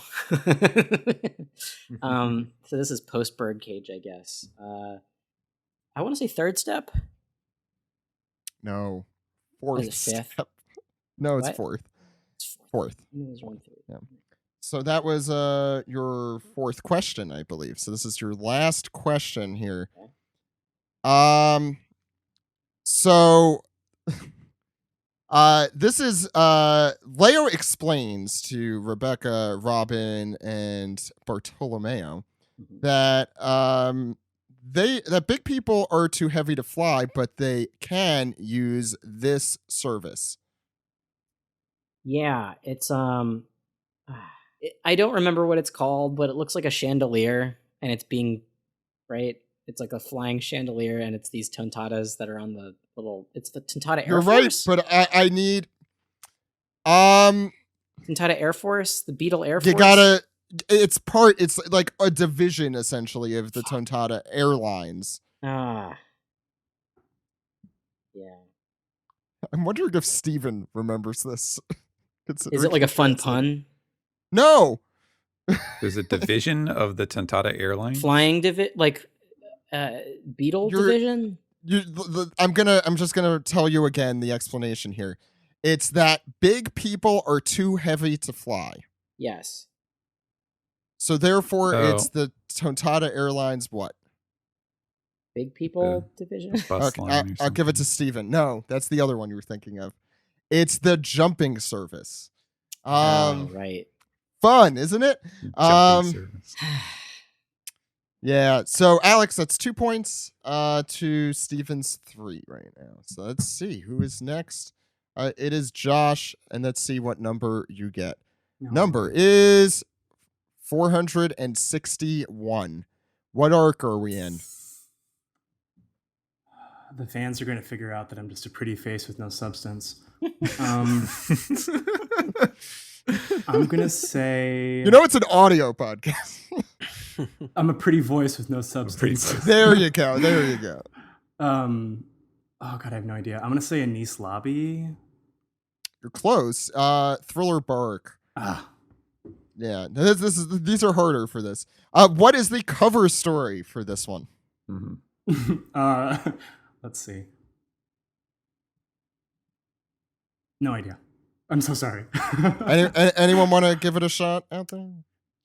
Eneru. Yeah. Is it Baroque Works? It's Eneru. It's Eneru. You got it. Eneru? Yeah, it's Eneru. See, everything's connected in this episode. This character, so now using what you know here, this character makes an Eneru face here in this chapter. Shock face. Yeah, the shock face. Mm-hmm. Thank you, Steve. I think the last time I read this, I would have been a teenager. So I'll give you a hint. I'll give you a hint. It's in response to I'm already extremely negative. So it's in response to that. So Perona. Yeah. Yeah. Mm-hmm. That's a point on the board, folks. That's a point on the board. That's question number 3. You could still do this. There's 2 questions left. I think that was the second time that the Eneru, the shock face was made, right? After Eneru. I think it It's might Perona. have been. Yeah. Yeah. So. Third question here. The big cliffhanger at the end of this chapter, the very last panel. Is this awful character doing what? Or trying to do what? Or about to do what? This character we all universally hate. Think about it. Big piece of shit character. Biggest Thriller piece Bark. of shit. Okay, Thriller is it Absalom trying to marry Nami? Specifically, which part? Yeah, I mean, I'll give it to you. Okay. Well, is it like the ceremony part? Yeah, but the cliffhanger is going in for... Oh, a kiss? Okay. Yeah, it's no, gross. see, you fed that to me. I don't need. I'll take a half. No. I'm giving you the full point because it is technically him getting married. It's like I do. You may now kiss the bride. So that's like literally him sealing the deal. So that's question number 4 there, right? So you have one more. If you get this, you tie with Steven. Let's see. Sorry, I have one. Oh, here we go. But this does have to be the hardest one. Mm-hmm. These are the 3 straw hats that are in the masked mansion.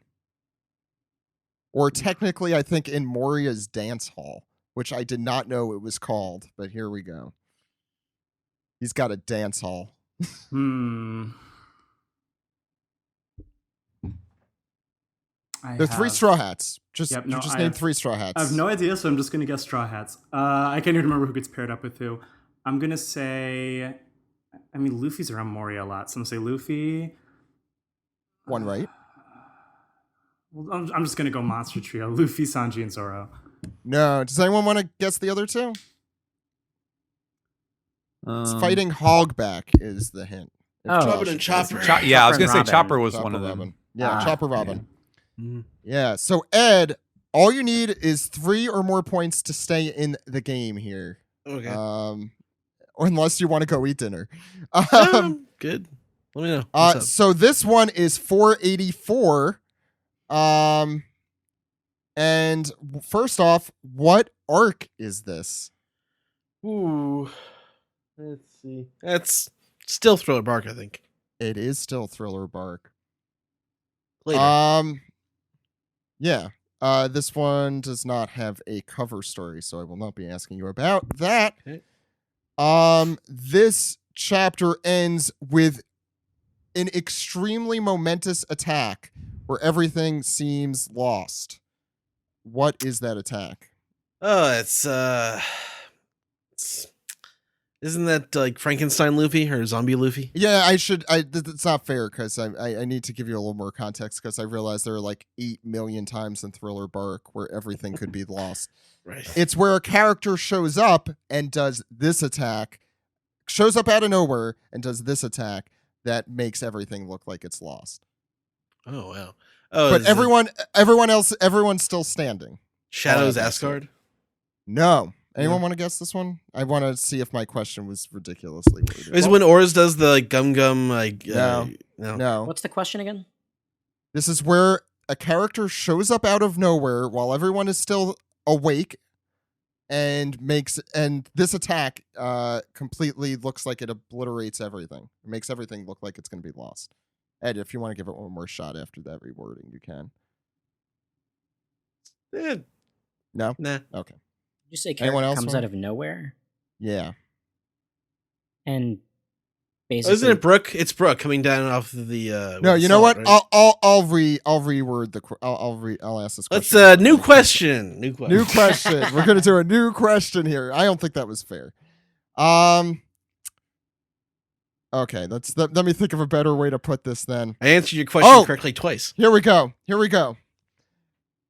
A 7. I'm gonna ask you. It's gonna have the same answer as my previous question, so that's the hint.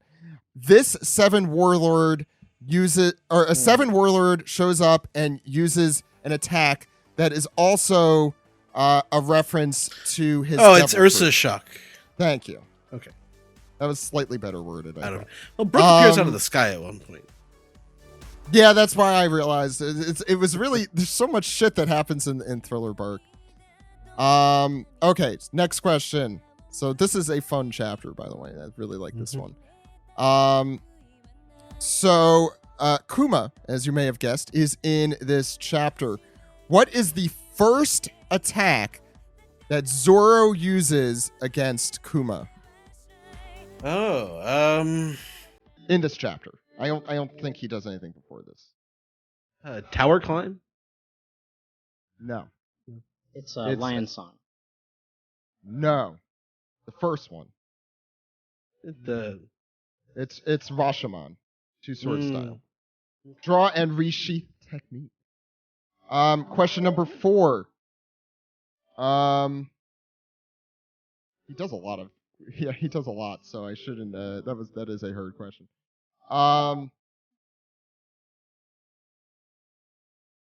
This is the offer that Kuma makes in this chapter to leave everyone alone. if you give me The Luffy, deal. yeah, to give him Luffy, and he would leave everyone else. Yes. Yeah. I gave you an easier one there since I asked you 2 pretty hard ones there before that. Okay, last Wait, question. what did I even? Oh, it's to have one more. Okay, I You got have one 2, more. right? If you get this, you win. Okay. Robin has a thought here, an adorable thought. What is it?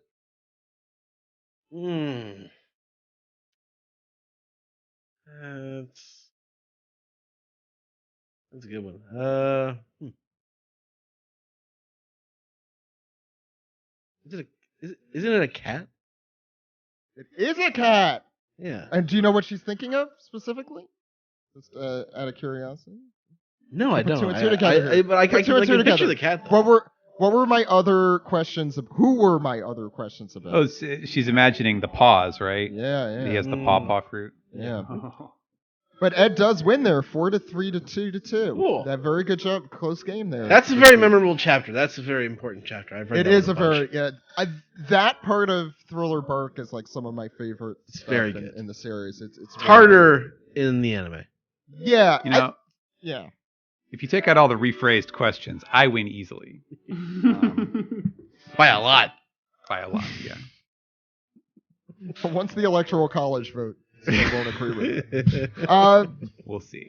That's going to do it for this week. Paula joins us next week for chapter 999. It will be our last episode ever with only 3 digits as our manga recap chapter. From now on, I'm going to have to say long numbers with 4 digits. I don't know how I'm going to do that. Anyway, we'll find out next week. For the One Piece podcast, my name is Zach. My name is Ed. My name is Steve. And my name is Alex. See you next week, everyone. Goodbye. Goodbye. Bye-bye. I just want you all to know that Zach skipped me in trivia, but that's okay. We all want to just go home at this point. Oh, so shit. you're welcome. No. No. No. I told I gotta Sam that you're going to Steve. start the. Oh, okay. You could go, Ed. You don't have anything else to do. I gotta I do. thought I you gotta guys do. had We all three leave the arranged. room, and then Steve is just sitting there, and Zach's grilling him on. Just me sitting in a folding chair in complete darkness. No, Steve, you're Hello? right. You got I'd like to do trivia now. No, Steve. So you could still win. You could still win. You're absolutely right. Chapter 191. This is your total. I just chapter. pulled up Kuma in Thriller Bark, Ursa Shock, Paw Fruit, Cats. Steve. Steve. What arc is chapter 191 in? Oh, Alabasta. What's the cover story? Cover story. Ooh. Yeah. Cover story. Okay. Steve has a lot of dead air. That's why I would say it's Hachi's. I think Hachi's has started by now. Yeah, you're right. You're right. Oh God, what if he wins after all this? What does he win? What if he wins after all this? No, what does he win? Yeah, what do I? You know, he wins. You have to be president. Wow, congrats.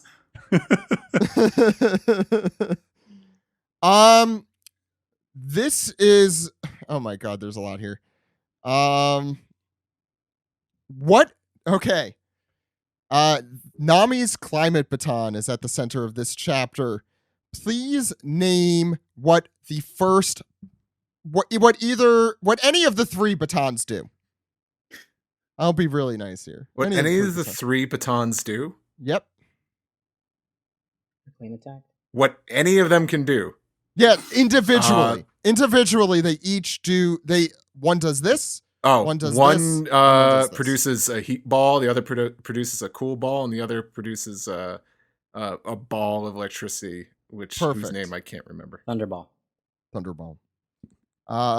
Good. I'm glad you did them Tom all, Jones. so I feel a little bit less bad about that. I did think that was like a trick. I was. Yeah, one of them produces one of the most boring James Bond movies. This is the The name big of water.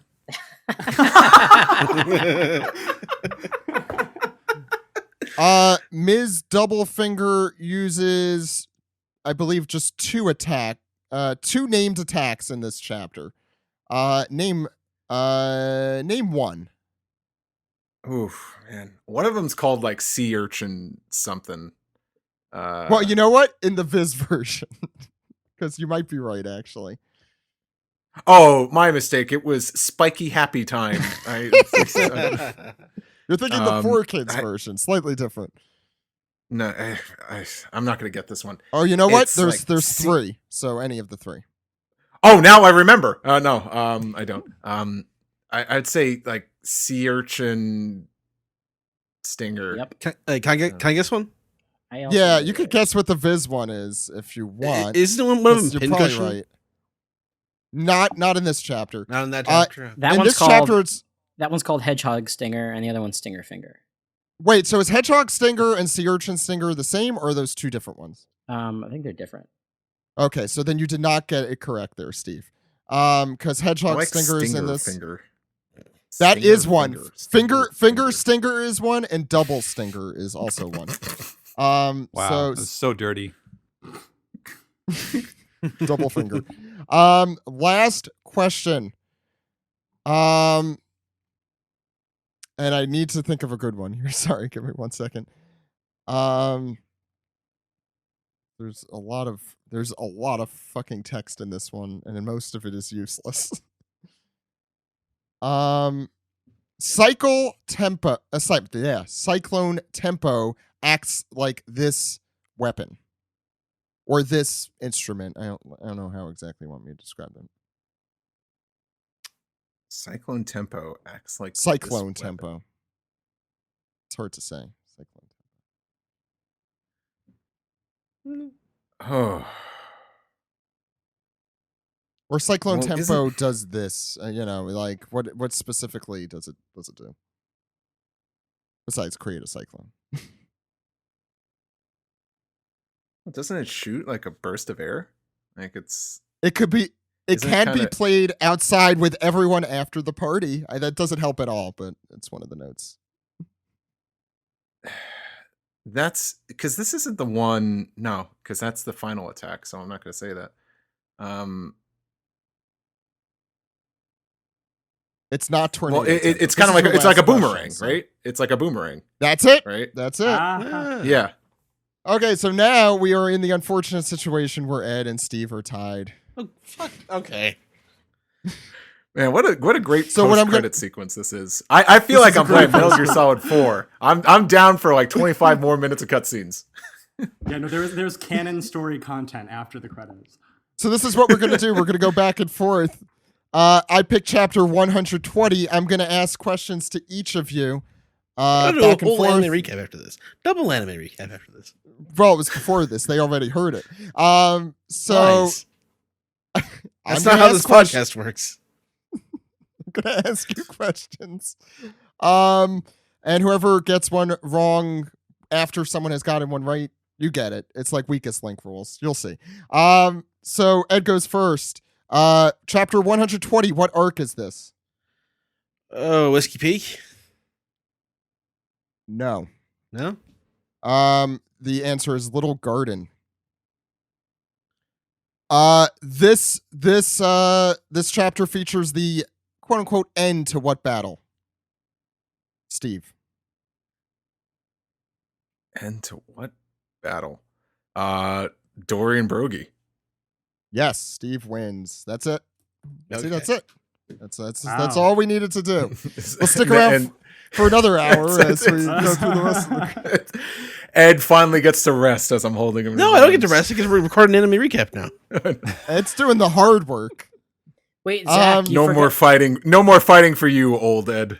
Zach, Alex, you what were forgot you gonna say? you forgot an entire segment.